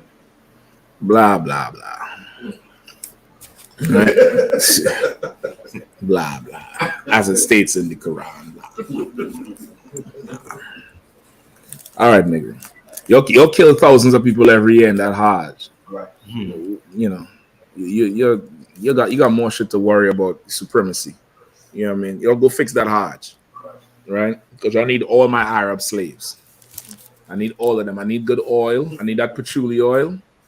I need good ass oil. Whatever else you Arabs good for, that halal and that what's that thing where they cut it in a circle and they cut it down? No, it's like a meat. That's Greeks or that's the Arabs? That's the Arabs, right? That's what it is? What is it called? Shawarma. Y'all ain't gonna be calling it that in the kingdom. But I need all of that shit. You gotta find a different name for that shit. A shawarma. The kebab shit, right? It's a big piece of meat and it be on a stick and they come and decide to just saw the shit off. Yeah, y'all killing shawarma chefs, man. I need some good shawarma chefs in the kingdom. Talking about, so you worry about supremacy. I'll show you some supremacy when Christ comes back. You gonna pray for classes at that time. You're complaining for classes now. In that day, you're gonna pray that classes come back. So all they could do is hear about it. All right, where we at? Let me get that article with the Russians, the Ruskies. This is the BBC News. U.S. drone crashes after encounter with Russian jet.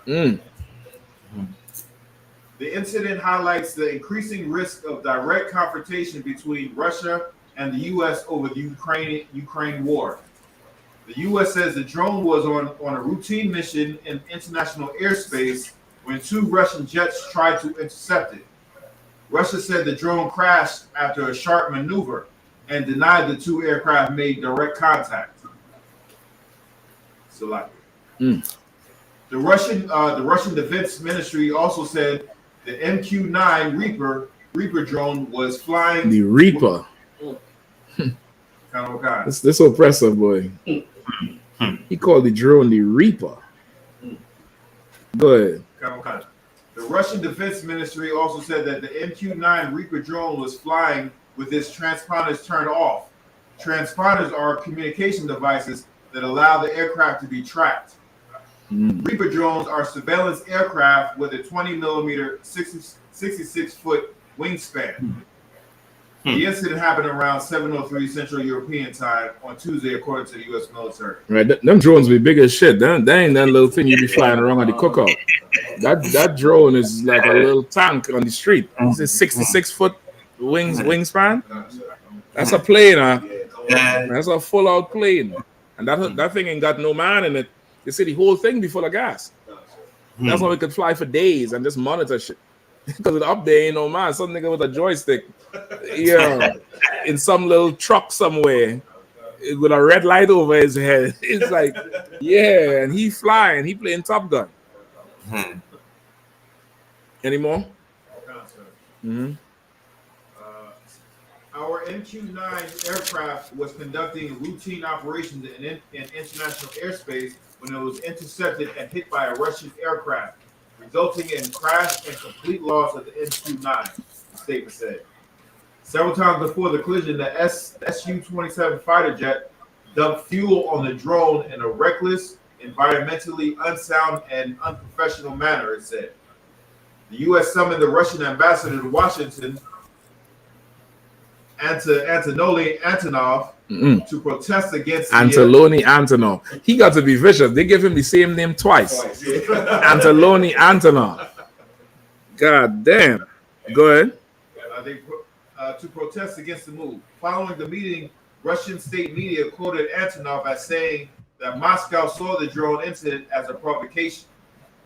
Tensions have risen over the Black Sea ever since Russia's annexation of Crimea in 2014. Since Russia's full-scale invasion of Ukraine, the U.S. and the U.K. have stepped up reconnaissance and surveillance flights always operating in international airspace. Right. So, okay, now you're going to hear more of these things happening, right? More of these, unauthorized flights, flight patterns, drones, buzzing these countries' borders. And this is just more of, it's going to increase. This is just more of the prophecies of the Bible that we're very close to World War III. And very close. Don't think, next 2 years. Think that, okay, this is not 19, when the Wright brothers did their thing in 1909, somewhere around there. Don't think early 1900s where they're just discovering flight. You get the point? Don't think that.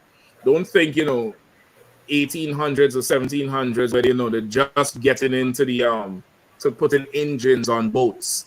And before they used to rely on the sails and the wind, right? Just think it's getting closer and closer and closer. Once again, you don't want to put a time on nothing. You want to watch and pray. That's what the scripture says. Watch and pray. You're watching for the signs and you're praying for signs. You're going to pray for signs and you're going to go watch for the signs. And this is in for the long haul. And this is just more signs of what's going to happen. So now Russia come and, put that drone down on the ground. What's the price of a drone? How much million?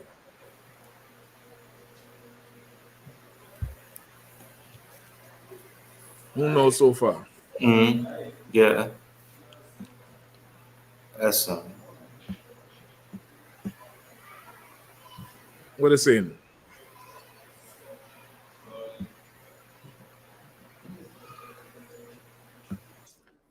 He's showing the regular drones. Oh, y'all look up the Walmart drones. It's 700,000, sir. They range from 1 million to to 25 million, including all the systems. Yeah, that's what I thought. That's 700,000. That ain't even. Yeah, that ain't enough. Right. That's probably the wing. Go ahead. It's like I had the price for the Reaper drone. 32 million. Yeah, it's about that with everything in it, with all the the sensors and the satellite and the remote shit. Well, 32 million. So they just lost 32 million down there today. Now that's nothing for America. Their budget is in billions for the military budget. However, that can't go unanswered. Right. So of course you better look for some bombing of some building, some bridge, something to push them back. They're not going to allow Russia to do that to them, or they're going to fly some more. Right. They're going to start with this kind of like a pissing contest. Right. Tit for tat type situation to try to equalize this whole thing. Now, we in real, flashpoint times where anything could spark it off. Go ahead. Let me hear you. Micro drones and nano drones, about 195,000 per unit. Small technical drones. No, that's not this thing here. Yeah, it's going up. Sir. Yeah, no, that you gotta go all the way up. That thing there, that's not what. This thing here, brother, is almost the size of a jet. It's almost the size of a fighter jet. You get the point? Ain't no fighter jet, no $195,000. That's that's a Bentley. Niggas ain't flying no Bentleys. Go ahead. He said the medium-sized reconnaissance drones are 140 million. I'll take that. I'll take anywhere in that figure. You know what I mean? The ESOS planes is ridiculous. That Concorde, that stealth bomber. Is the Concorde is the one they retired? It's a black one that was just the shit was the baddest thing in the sky, but it was too expensive to keep up. But it was the baddest thing in the sky. That stealth bomber ain't got nothing on that thing I'm talking about. That Concorde with the angled neck, and that shit will drag across the sky, and you will not hear it. You'll just see the thing coming, and that's that.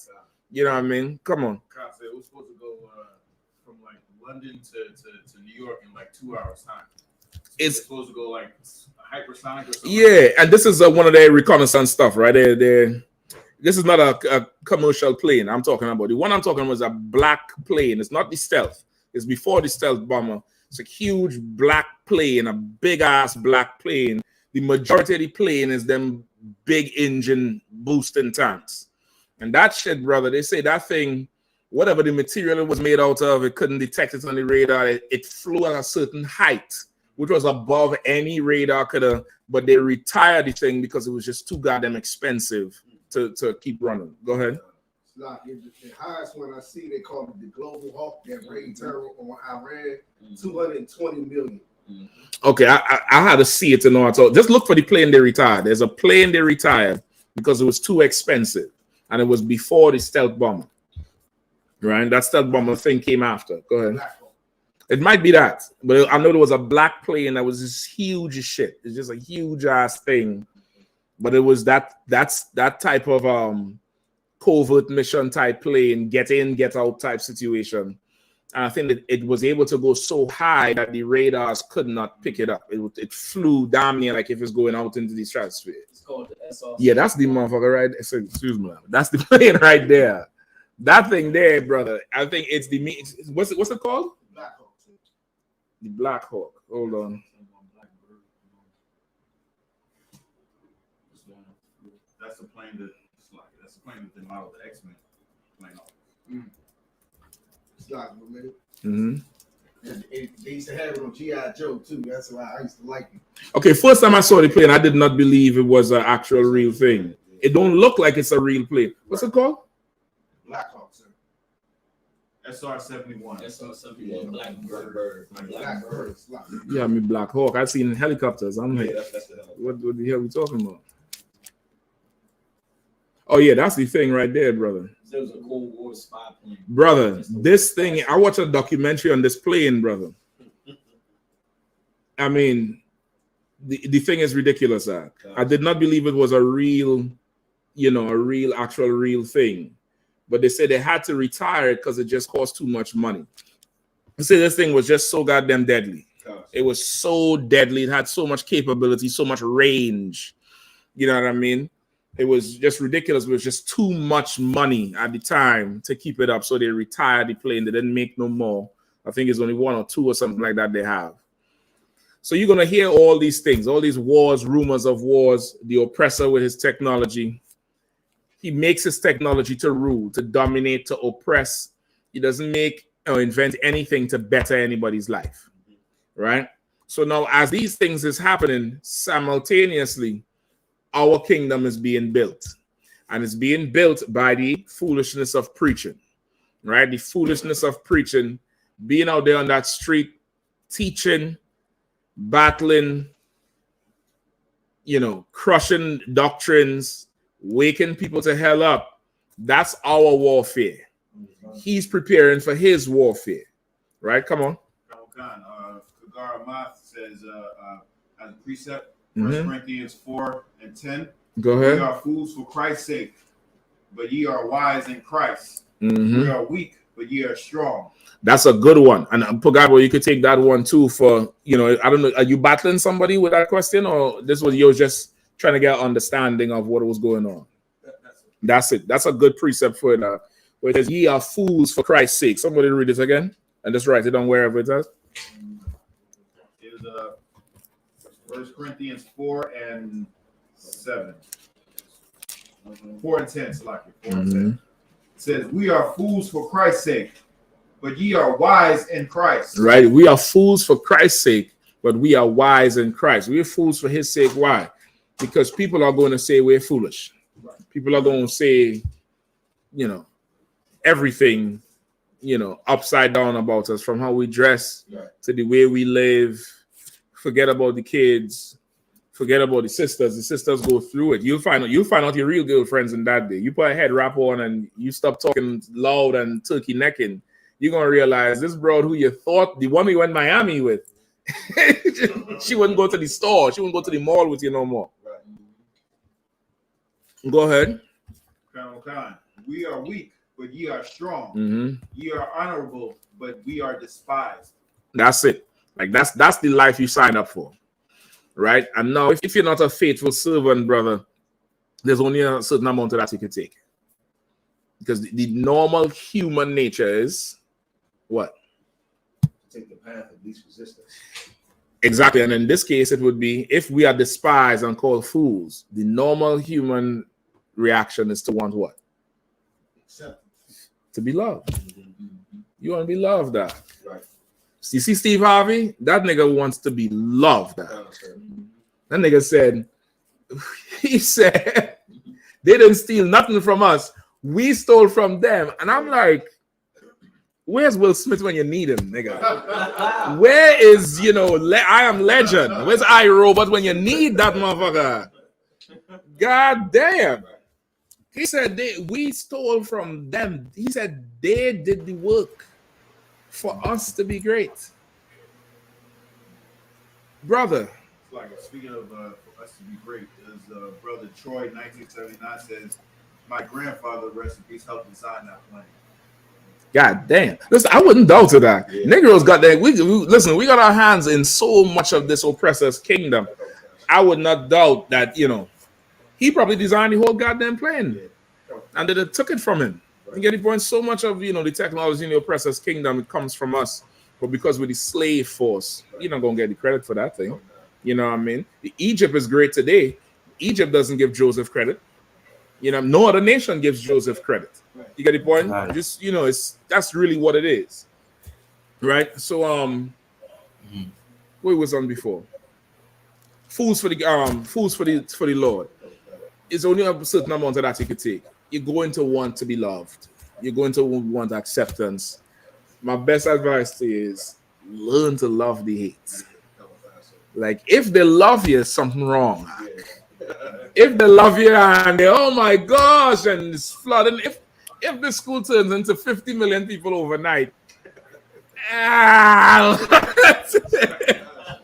I mean, we're praying for the laborers, but we do understand that this is not a road that everybody could walk. This is not that type of situation. This is not that. You go where you are loved, and I've heard it out of people's mouth. they ain't got no love in there, because what you want is to be coddled. You want an organization to hug you, to mommy you. That's what you want. This is not that type of place. This is, this is daddy's house. You come see your father over here. This is what the UPK is, the father of y'all, of every one of y'all. Every single one of y'all. I don't give a damn what shalom and them fringes on your shirt. The UPK is fathered every single one of y'all. You're just badass kids. That's all. You're just bad kids. And anytime you come through these doors, you're going, man up. You're going to straighten up. You're going, put some air in your chest. You're going to straighten that back up. You're going to go clean your room, and you're going to say shalom. That's it. You're going to be, this is that type of place. This is not the other place where, you just want love, and that's not what goes on here. You know what I mean? Go ahead, Art. It's like we're now bringing out in the class now, and like, well, basically, like what I was asking, more or less like the breakdown of Isaiah 20 now. It more or less See, like, you can turn them up a little bit. Hold on, so up. Can. Because I know I could have heard you a little bit more before. Yeah. Maybe them heaters is what. Yeah. It's all the way up. All right, go ahead, so up. Yeah. So like I say, like we're now bringing out there now, right? And like what I was asking, basically like the question in Isaiah 20 now, more or less kind of like a breakdown now. It more or less. Oh, like right. You wanted your own breakdown, Isaiah, right? Yeah, but how you going into it there and you're explaining is more or less like you're kind of touching on it now. And okay, Salaki, I totally forget. So before I go into it, I'm gonna get you a question. Okay, which verse you want it from? Well, basically, it's The just whole like thing? Yeah, because short Okay, now. let's see if we could get a little bit. All right. Isaiah, what, 20 and 21 through 6, right? Yeah, can. Okay, no sweat. All right, let's rock with it. Isaiah chapter 21, verse 6. No, chapter 20, verse 1 through 6. Chapter 20, verse 1. Wine is a mocker. Strong. 20. The book of Isaiah, chapter 20, verse 1. Mm-hmm. And the year that Tartan came unto us as Ashdod, when Sargon, the kingdom of Assyria, sent him and fought against Ashdod and took it. Verse 2. At the same time spake the Lord by Isaiah the son of Amoz, saying, Go and loose the sackcloth from off thy loins, and put off thy shoe from thy foot. And he did so, walking naked and barefoot. Verse 3. And the Lord said, Like as my servant Isaiah hath walked naked and barefoot 3 years for a sign and wonder upon Egypt and upon Ethiopia. Verse 4. Read verse 2 again. Isaiah chapter 20, verse 2. At the same time spake the Lord by Isaiah, the son of Amoz, saying, Go and loose the sackcloth from off thy loins, and put off thy shoe from thy foot. And he did so, walking naked and barefoot. Verse 3. And the Lord said, Like as my servant Isaiah have walked naked and barefoot 3 years for a sign and wonder upon Egypt and upon Ethiopia. Verse 4. So shall the king of Assyria lead away the Egyptians prisoners, and the Ethiopians captives, young and old, naked and barefoot, even with their buttocks uncovered, to the shame of Egypt. Verse 5. And they shall be afraid and ashamed of Ethiopia, their expectation, and of Egypt, their glory. Verse 6. And the inhabitant of this isle shall say in that day, Behold, such is our expectation, whether we flee for help to be delivered from the king of Assyria, and how shall we escape? Okay. So, and so what you saying, what we were saying before is kind of, it gives you a better understanding of this? Yeah, basically, like verse 2 and 3 now, where it was kind of explaining, as a son, coming into his father's house, as you say, it was kind of straighten up now. Right. Because now, your father, manning you up, and he like, hey, long as you're in this house, the instructions that I laying down now, you have to more or less stay in line. Because now, if you don't stay in line now, these is things that could happen to you now. without my protection. Okay, I see what you're saying. Okay, yeah, definitely. Okay, because okay, here this is the Lord. Okay, he's doing it for a sign to show, okay, you not where you're supposed to be. You're not how you're supposed to be. So now you're gonna be ashamed before the nations. You're gonna be, ashamed. That's why he made Isaiah walk with less than standard clothing. Not he made him walk naked as Right. Yeah. you would think naked is today. Not, butterball naked.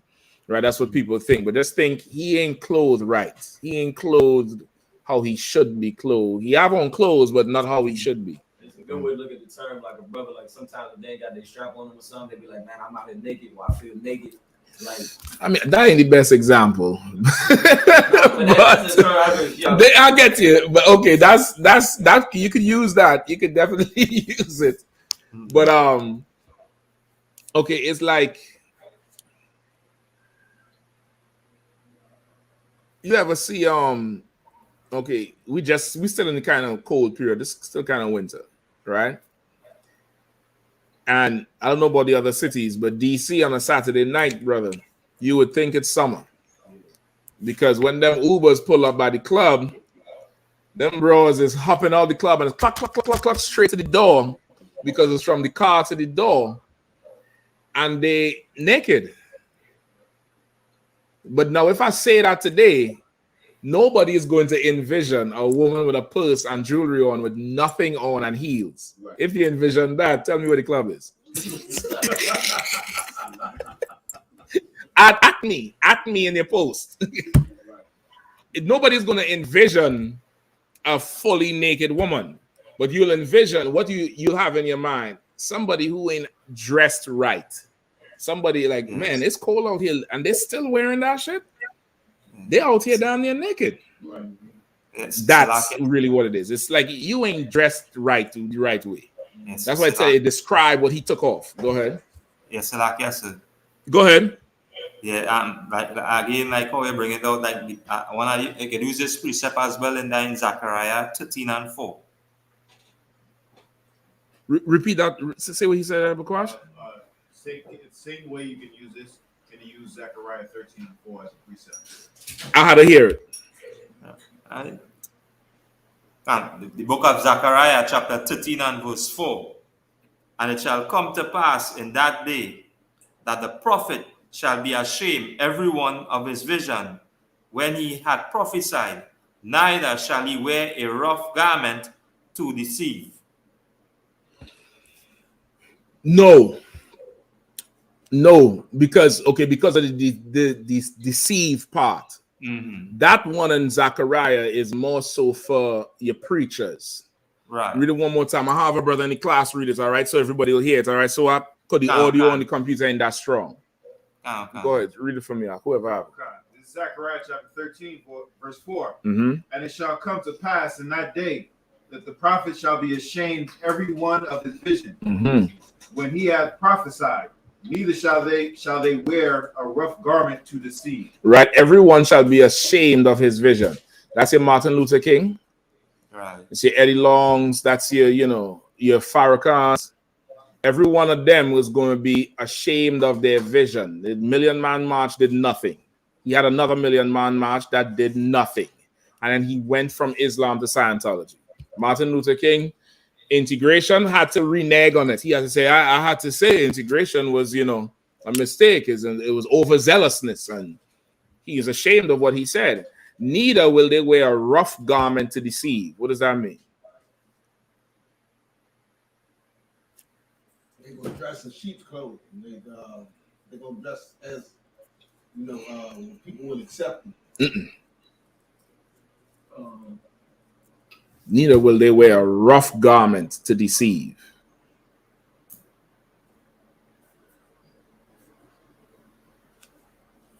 Sorry, sir.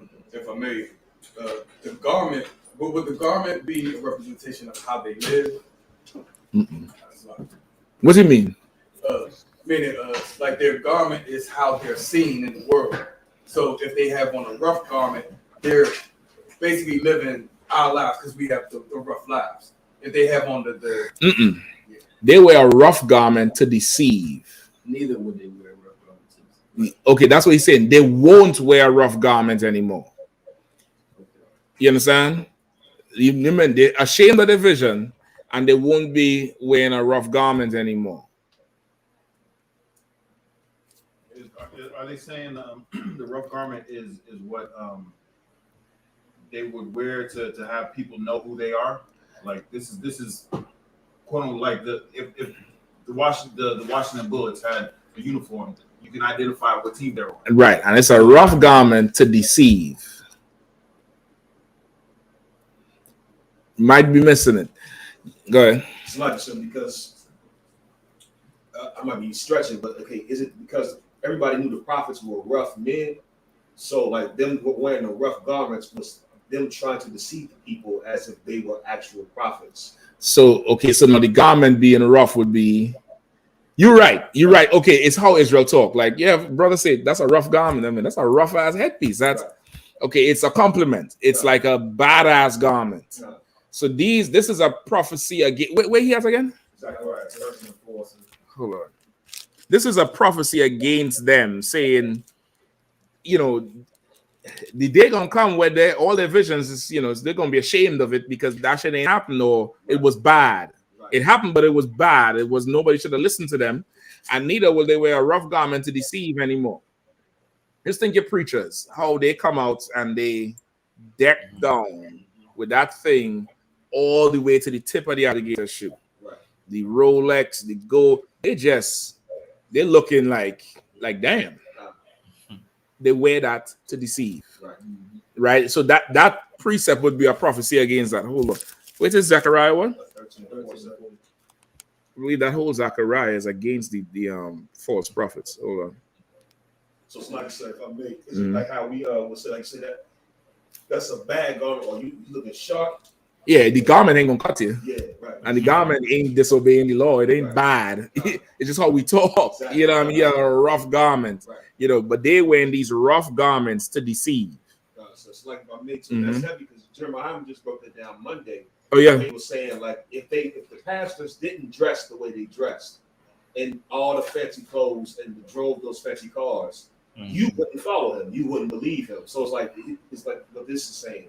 The people follow them because they wear the rough garments. Yep. And without it, they couldn't deceive if nobody would follow them. Brother, if we were on that corner in, you know, a suit and a tie, but just a suit with the bow tie. That's why the Muslims wear the suit.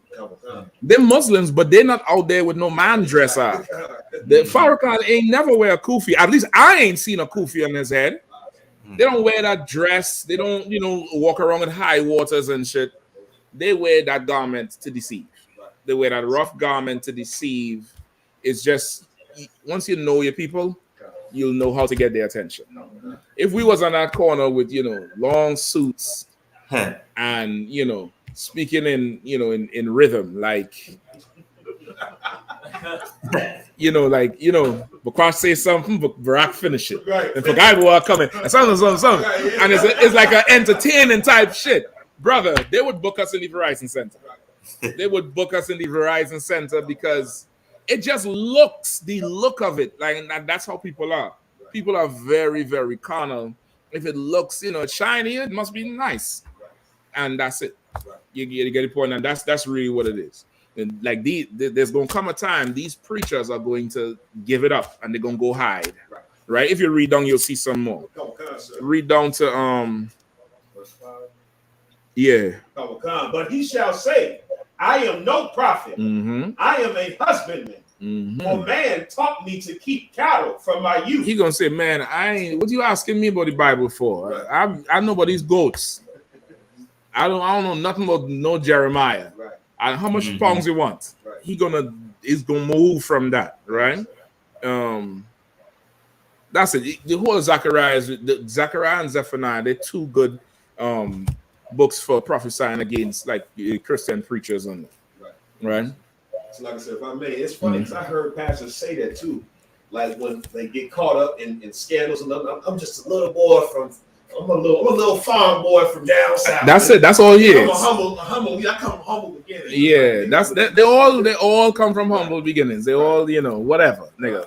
You get the point? And there was some preacher who he had to go into a deposition because the IRS came down on him for all the spending he did. And his wardrobe was like $250,000 or some shit like that. And they ran through the itemized list of his spending. And they say, why you need, 20-some suits? And he said, well, I sweat a lot. So I have to change these suits. So he said, well, this Gucci belt, it costs $500. He said, yeah, I need the quality belt for something. And they're running through his whole thing, brother. And this nigga is dressed in money that could feed people. But he's, he reached to the point where he said, I'm not answering that question. Next question. And they're running down his whole expenditure, brother, to the cars, his clothing, why he had to eat this. And, when I go around and I teach the people, and, that's the type of food that gives me energy. And I mean, you hear the bullshit he's saying when he had to account for his expenditure. But that's your preacher. Your preacher know if he don't look rich, you're not listening to him. That's it. He don't look like, damn, pastor looking sharp today. He must have something good to say. That's, you see in sports how they say, if you can't play good, look good. That's that. That's that. They don't have the truth, so they might as well just look the part. Just look good, like if you do have it, but you don't. You get the point. That's what that's saying there. So what? All right. Okay. All right. I ain't want to go too far in. Let me get 10 more minutes. All right. Give me let's run down Proverbs 31 and 10. Right. Hold on. Could I touch on World War III quickly? I had a scripture for World War III. Yeah, please, because I might want to touch on it a little bit. I definitely want to go through some of it. Go ahead. Ezekiel chapter 38, verse 4. And I will turn thee back and put hooks into thy jaws, and I will bring thee forth, and all thine army, horses and horsemen, all of them clothed with all sorts of armor, even a great company with bucklers and shields, all of them handling swords. It's like I quoted when he was going to Russia. Yeah, definitely. Like that's the Lord prophesying to turn Gog and Magog back the other way. Gog and Magog is Russia. We went through this a few weeks ago too, right? Gog and Magog is Russia. The Lord is turning them back the other way, strongly back into the old Soviet Union, the USSR. And that's what Putin here is trying to, resurrect. He's not backing down from this thing. They're gonna have to assassinate him in the office. They're gonna have to treat him like how they treat what's he doing? Arafat. Yasser Arafat, brother. He was in his compound. He didn't want to leave. They surrounded his compound with tanks and shit. He did not want to leave, brother, at all. He was standing there. He said if he surrender, he knows people will turn on him. And they went in there and they bulldozed that whole thing down. Say they took him hostage. I think he died. They poisoned him. That's what they're going to try to do to Putin. They're going to try to starve him out and try to assassinate him. Same thing they did with what's Cuba man name? Castro. Same thing they did with Castro, right? They tried to poison Castro so many times. They tried to blow him up. You ever see them cartoons where somebody get his cigar and they light it and it blow up? That comes from what they tried to do to Castro. That was a real assassination attempt on Castro.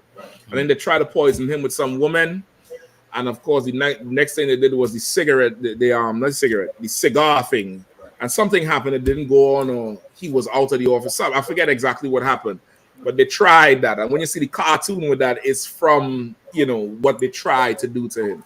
They're gonna have to try to assassinate Putin. It ain't going. He ain't surrendering. You're not gonna be able to buy him, and he have more help from Moab. He have more help from the Northern African nations who siding with them, right? At one point, Syria was strong and they helped. They weakened Syria, right? Assad, I think he's the last of it. They done weakened his whole territory. So that scripture there's talking about the Lord pulling Russia back the other way to the USSR. So now they could be that strong power in the East. that's going to invite America and its allies into war. And that's what's going to happen. That's this thing that's going to happen here. Give me Matthew 24. I want Matthew 24 and somebody hold Proverbs 31 all the way up until Passover. These women don't get education. Because, you know, y'all going to say, I ain't leaving it alone. Y'all ain't leaving me alone. Y'all finding me in my own class. I don't understand this shit. If you want a husband, just say that. You ain't going to have me, though, but then one of these brothers going to deal with your knucklehead ass. Right? It needs to be studied why women automatically look together without even knowing each other for no apparent reason. You know what I mean? So anyway, let's go. Give me Matthew 24. And let's continue with from verse 6. Oh God. Matthew chapter 24, verse 6. And ye shall hear of wars and rumors of wars. See that ye be not troubled, for all these things must come to pass, but the end is not yet. Right? That's what you're hearing now. Wars, rumors of wars. See that you are not troubled. Why? Why see that you are not troubled? Christ already knew the whole climate of the world. He already knew how the world would paint it when these things happen. The media is going to make you believe that Ukrainian suffering means your children can't throw food in the trash. Right. You get the point? Let them kids throw away the food they don't want to eat, man. God damn. I remember growing up here and there's hungry children in Africa and me feeling sorry for these little bastards on TV with flies on their eyes. Right. I don't got to feel sorry for them. I'm a child, Negro. I don't know nothing about what you put on the plate. Right.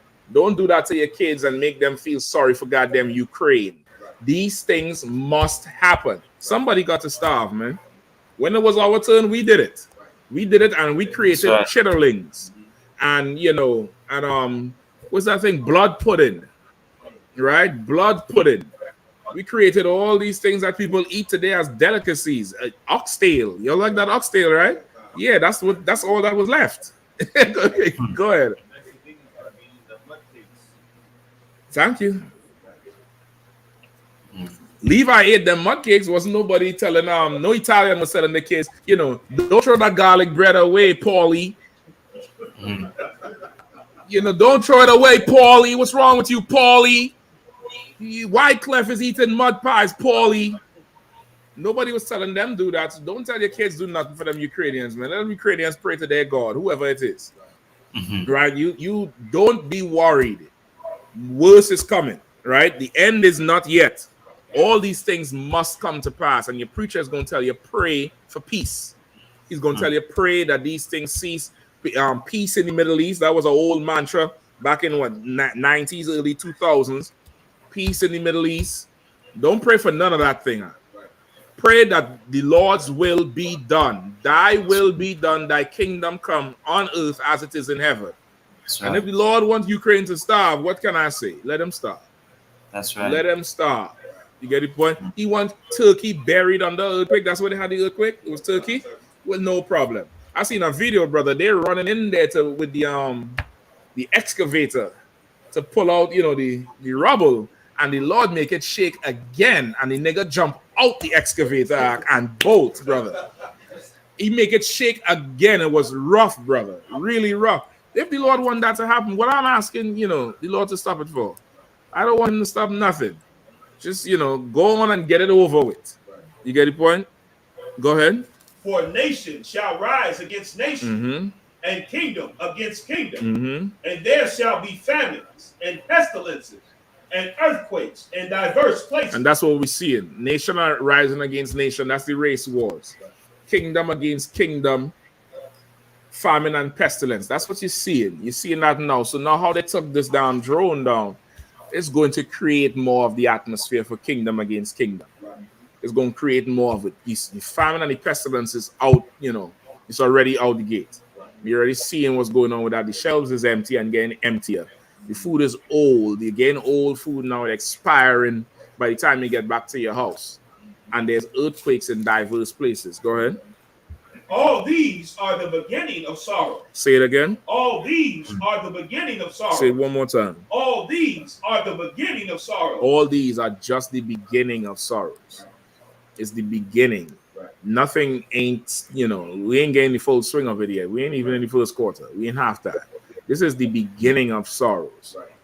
If you ain't faithful, and you ain't got no wisdom, what's he gonna do when the sorrows reach the end of first quarter?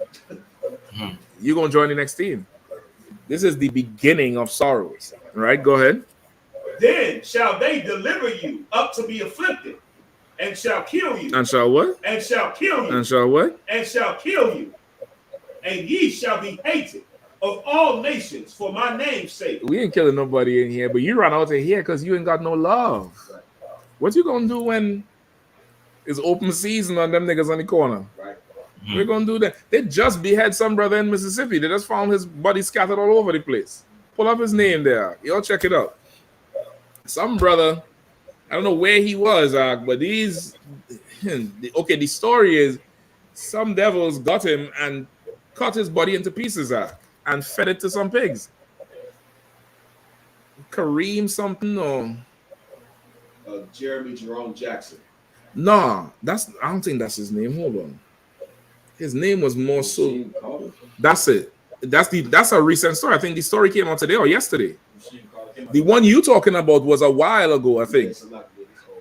Yeah, that's a few years ago. The general did that story, and the police tried to deny that. That's why they cut his head off. Okay, this one they just found the remains, and they said they fed his body to wild pigs. Read it a little bit if you have it. Family of black men found dismembered in Mississippi calls for probe. What's his name? Rasheem Carter. Mm-hmm. The family of a black man in Mississippi whose body was found dismembered has asked the U.S. government to investigate his death.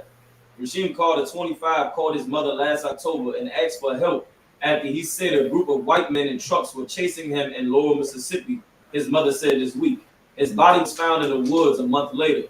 The local county sheriff's office said it did not suspect any foul play. Police who have said an investigation into the death is ongoing have told Mr. Carter's family his body was likely torn apart by animals, according to U.S. media outlets. At a news conference on Monday, the family's attorney Benjamin Crump called the incident a hate crime and asked the Department of Justice to investigate. He said an autopsy performed on February 2nd showed Mr. Carter had been decapitated and his body parts found in different locations. Quote unquote, this was a nefarious act. This was an evil act, Mr. Crump said. Somebody murdered Rasheem Carter and we cannot let them get away with this. You let everybody else get away with it, Benjamin Crump. I don't know what. Once again, he's wearing that rough suit to deceive many. You let everybody get away. The brother in Indianapolis came out and talked about I forget his name, Vox Booker. He came out and said that they tried to make him sign an NDA that he would come on TV and say he forgave those people who tried to kill him in the woods. I don't know if you remember that. He was a brother. He looked like he may have autism or something like that. But he's heavy into the politics up there in Indiana. And he has these white friends, and he was going to some lake for 4th of July. And he happened to cross over on some private property where these hillbilly type people was, and they was already drunk on Budweiser, and they said, let's lynch him. And they told his white friends on camera, get out of here, leave this nigga. We gonna do what we want to do to him. This brother pissed himself off in the video. We're just trying to tie him to the tree. He came out and said, one of them lawyers, I can't remember which one of them lawyers, the district attorney and the police, they came to him with a deal to not proceed with the attempted kidnapping and hate crime against these devils, and that he would come on TV and say he publicly forgives them, and they was willing to cut him a big check that was going to be undisclosed, but he had to sign the NDA. And he came out and he blew the whole whistle. He said, nah, we're going to court, which lets you know every single case where you see the family come out and say, I forgive him, they got paid. They got paid to do it. So how he's saying here, we will not let this rest. That's the talk before, well, how much will it take to make this go away? That's how they tout it. So, they get the fact check. You get the point? And this brother, I read some parts of it. They say that, they cut him up. Right. They cut him all the way up and fed him to wild hogs. Go ahead. It's like Bakora said they found his body from hunting club land in Taylorville, Mississippi. Months later, he calling mommy. They trying to, y'all better listen to UPK, man. You better come in here and buckle in and lock down and listen, because war is coming. Real life war is coming to this place. This is the beginning of sorrows. Keep reading. Then shall many be offended and shall betray one another and shall No, hold on. Read 9 again.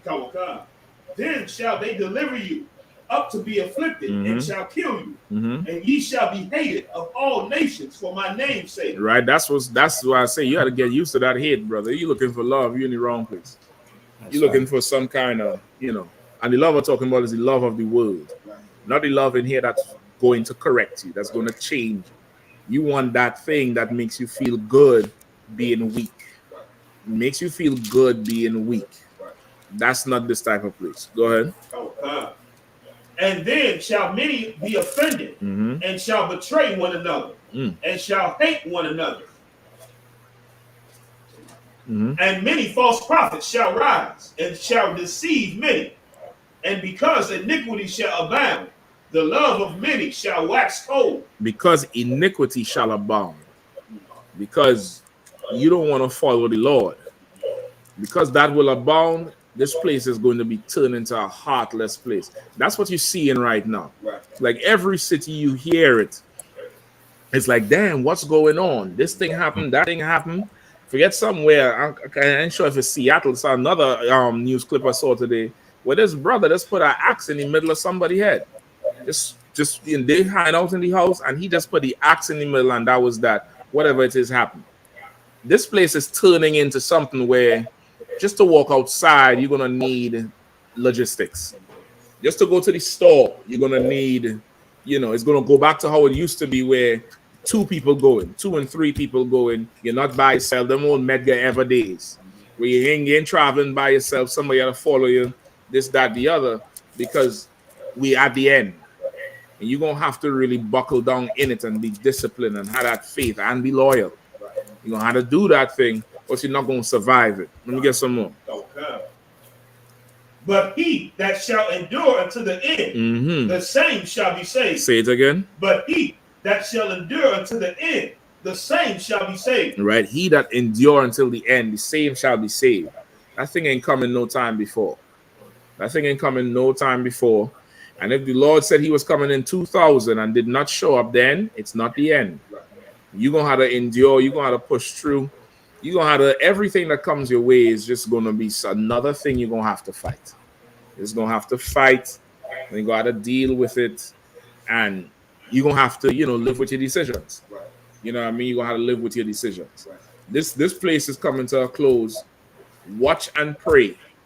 Pray and watch. Pray for more signs and go watch for the signs. Go watch for what you're praying for. Watch for the destruction. Pray that it happens. Pray that more laborers come into the truth. More brothers and sisters wake the hell up and get strong and disciplined, because this place is right at the point where the Lord ready to pull the plug. Go ahead.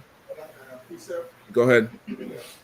Book of Joel, chapter 3, verse 2. I will also gather all nations and will bring them down into the valley of Jehoshaphat. Right, the valley of Jehoshaphat. The valley of judgment, of decision. The Lord is bringing them down into that Middle East, and he's going to gather all nations. Go ahead. And will plead with them there for my people. Right, and he will plead with them there for my people. What does it mean, plead with them there? Let me get this first. I'm coming to you. You plead with the flesh. That's what you're going to pull? You plead with the flesh. To plead with them there is meaning he's going to put hell on them as they're down there. And that's how he asks you to do something. That's how he pleads with you. The Christian's going to think, well, down there, he's going to come down and tell them, stop fighting. Your stuff, hold on. Safety's on, everybody. All gun upon safety. No. The Lord going to come down there and bloodbath until people yield, until people submit. Anymore? Not on the plead one. What you was reading first? Go ahead. And will plead with them there for my people and for my heritage, Israel, whom they have scattered among the nations and parted my land. Listen, that's why I say you can't feel sorry for no Ukrainian, no Russian, no nobody. They done scattered us and parted our land. And when they say parted, it meaning you divided it up for profit. They done profited off of us for a long time. And now it's time for them to pay this hand. Now it's time for them to come back in there and, you know, pay what they owe. And the Lord gonna pull them into that third world war. In the meantime, you better wake the hell up. You better not be, you know, and it's so heavy where they legalize so much of this, the drug culture. Like it's so legal now and it's so much part of us. Where you're really talking to a zombie. You at camp, you're talking to you're talking to a zombie, and they did that on purpose. They did that to make sure we never ever really able to reach our people in a certain way. Because the Lord, that ain't gonna work with him. That ain't gonna work with the Lord. Gonna just make everybody have 10 babies. And about 20 years, you're gonna have your people. And there's nothing that they could do to stop what the Lord is building in terms of his kingdom. Because their destruction gonna have to come. Next week, y'all women y'all ain't getting away. You'll get past this week. I'm on y'all head until the 16th of April. All right? Y'all done piss me off. Y'all gonna know what misogynist is really. And y'all gonna realize it's love.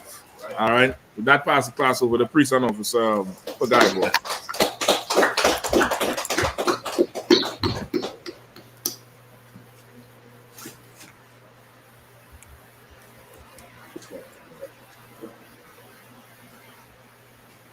I.S.U.P.K. security announcements. We're the I.S.U.P.K. out of 1 West, 125th Street, Harlem, New York, under Commanding General YAHANNA. New rules for brothers and sisters. When a new brother or sister comes into the school, they are off limits for 6 months. They are to be saluted only. They are here to shut themselves of the world. After 6 months, if a brother or sister has an interest in a particular person, he or she must get permission from the head to speak to a brother or sister. There's another 6 months in which the brother or sister will court each other. After the 6 month period, the brother or sister will get permission from the head to marry. Tithes, which is a commandment. You can find this in the book of Numbers, chapter 18, verse 21, and the book of Malachi, chapter 3, verses 8 through 10. It means 10th in Hebrew, and it's pronounced ma'ashra. 10% of every penny of any increase the Lord gives you, you give to the treasury department or teacher. Priest fund, free will offering for priests, not mandatory. Whatsoever amount you would like to give. Upcoming holy convocation is the Lord's 54th annual Passover that will be held in Raleigh, North Carolina, at the Raleigh Convention Center at 500 South Salisbury Street. But on Wednesday, March the 29th, we'll have the lamb slaughter. Thursday, March the 30th, we have the Black Wall Street tour, Stagville Plantation tour, and all black party with the live concert. Friday, March 31st, we have the kids party at Adventure Landing and scripture breakdown with General Muhammad. That's right. Saturday, April 1st, is the Lord's 54th Passover at the Raleigh Convention Center. Right. And Sunday, April the 2nd, we have the Feast of Unleavened Bread at the Sheraton Hotel. All right, everybody, you'll get in contact with your camp leader. Let your camp leader know how you're making it down there, the time you're making it down, the date you're leaving, the the hotel you're staying, and make sure you communicate that with your camp leader. It's going to be an insane week, crazier weekend, and it's just it's good practice. It's good practice to make sure you're reporting in, so everybody knows, your camp leader knows your whereabouts. All right, go ahead, Art. Remind Akim and Aquakians to check on social media such as ISUPK.com, Facebook, Twitter, YouTube, and so on for I.S.U.P.K. events and materials. If a brother wants to be a trooper in the school, you should start wearing all black, which includes black boots, black shirts, black pants, black headband, or scarf. And with that, I say Imanium, which means to stand. Wakpal, which means turn and face the east. We're going to read the Lord's Prayer in the Hebrew. Abanaw, Shabbat Shemayim, Kodash, I.S.U.P.K, Yahawah, Ratazaka, I.S.U.P.K, Kawah, Mashamayim, Lakam, Yawam, Wasalakna, Kawawafna, Wala'ah, WIAHANNA, I.S.U.P.K, Mayan,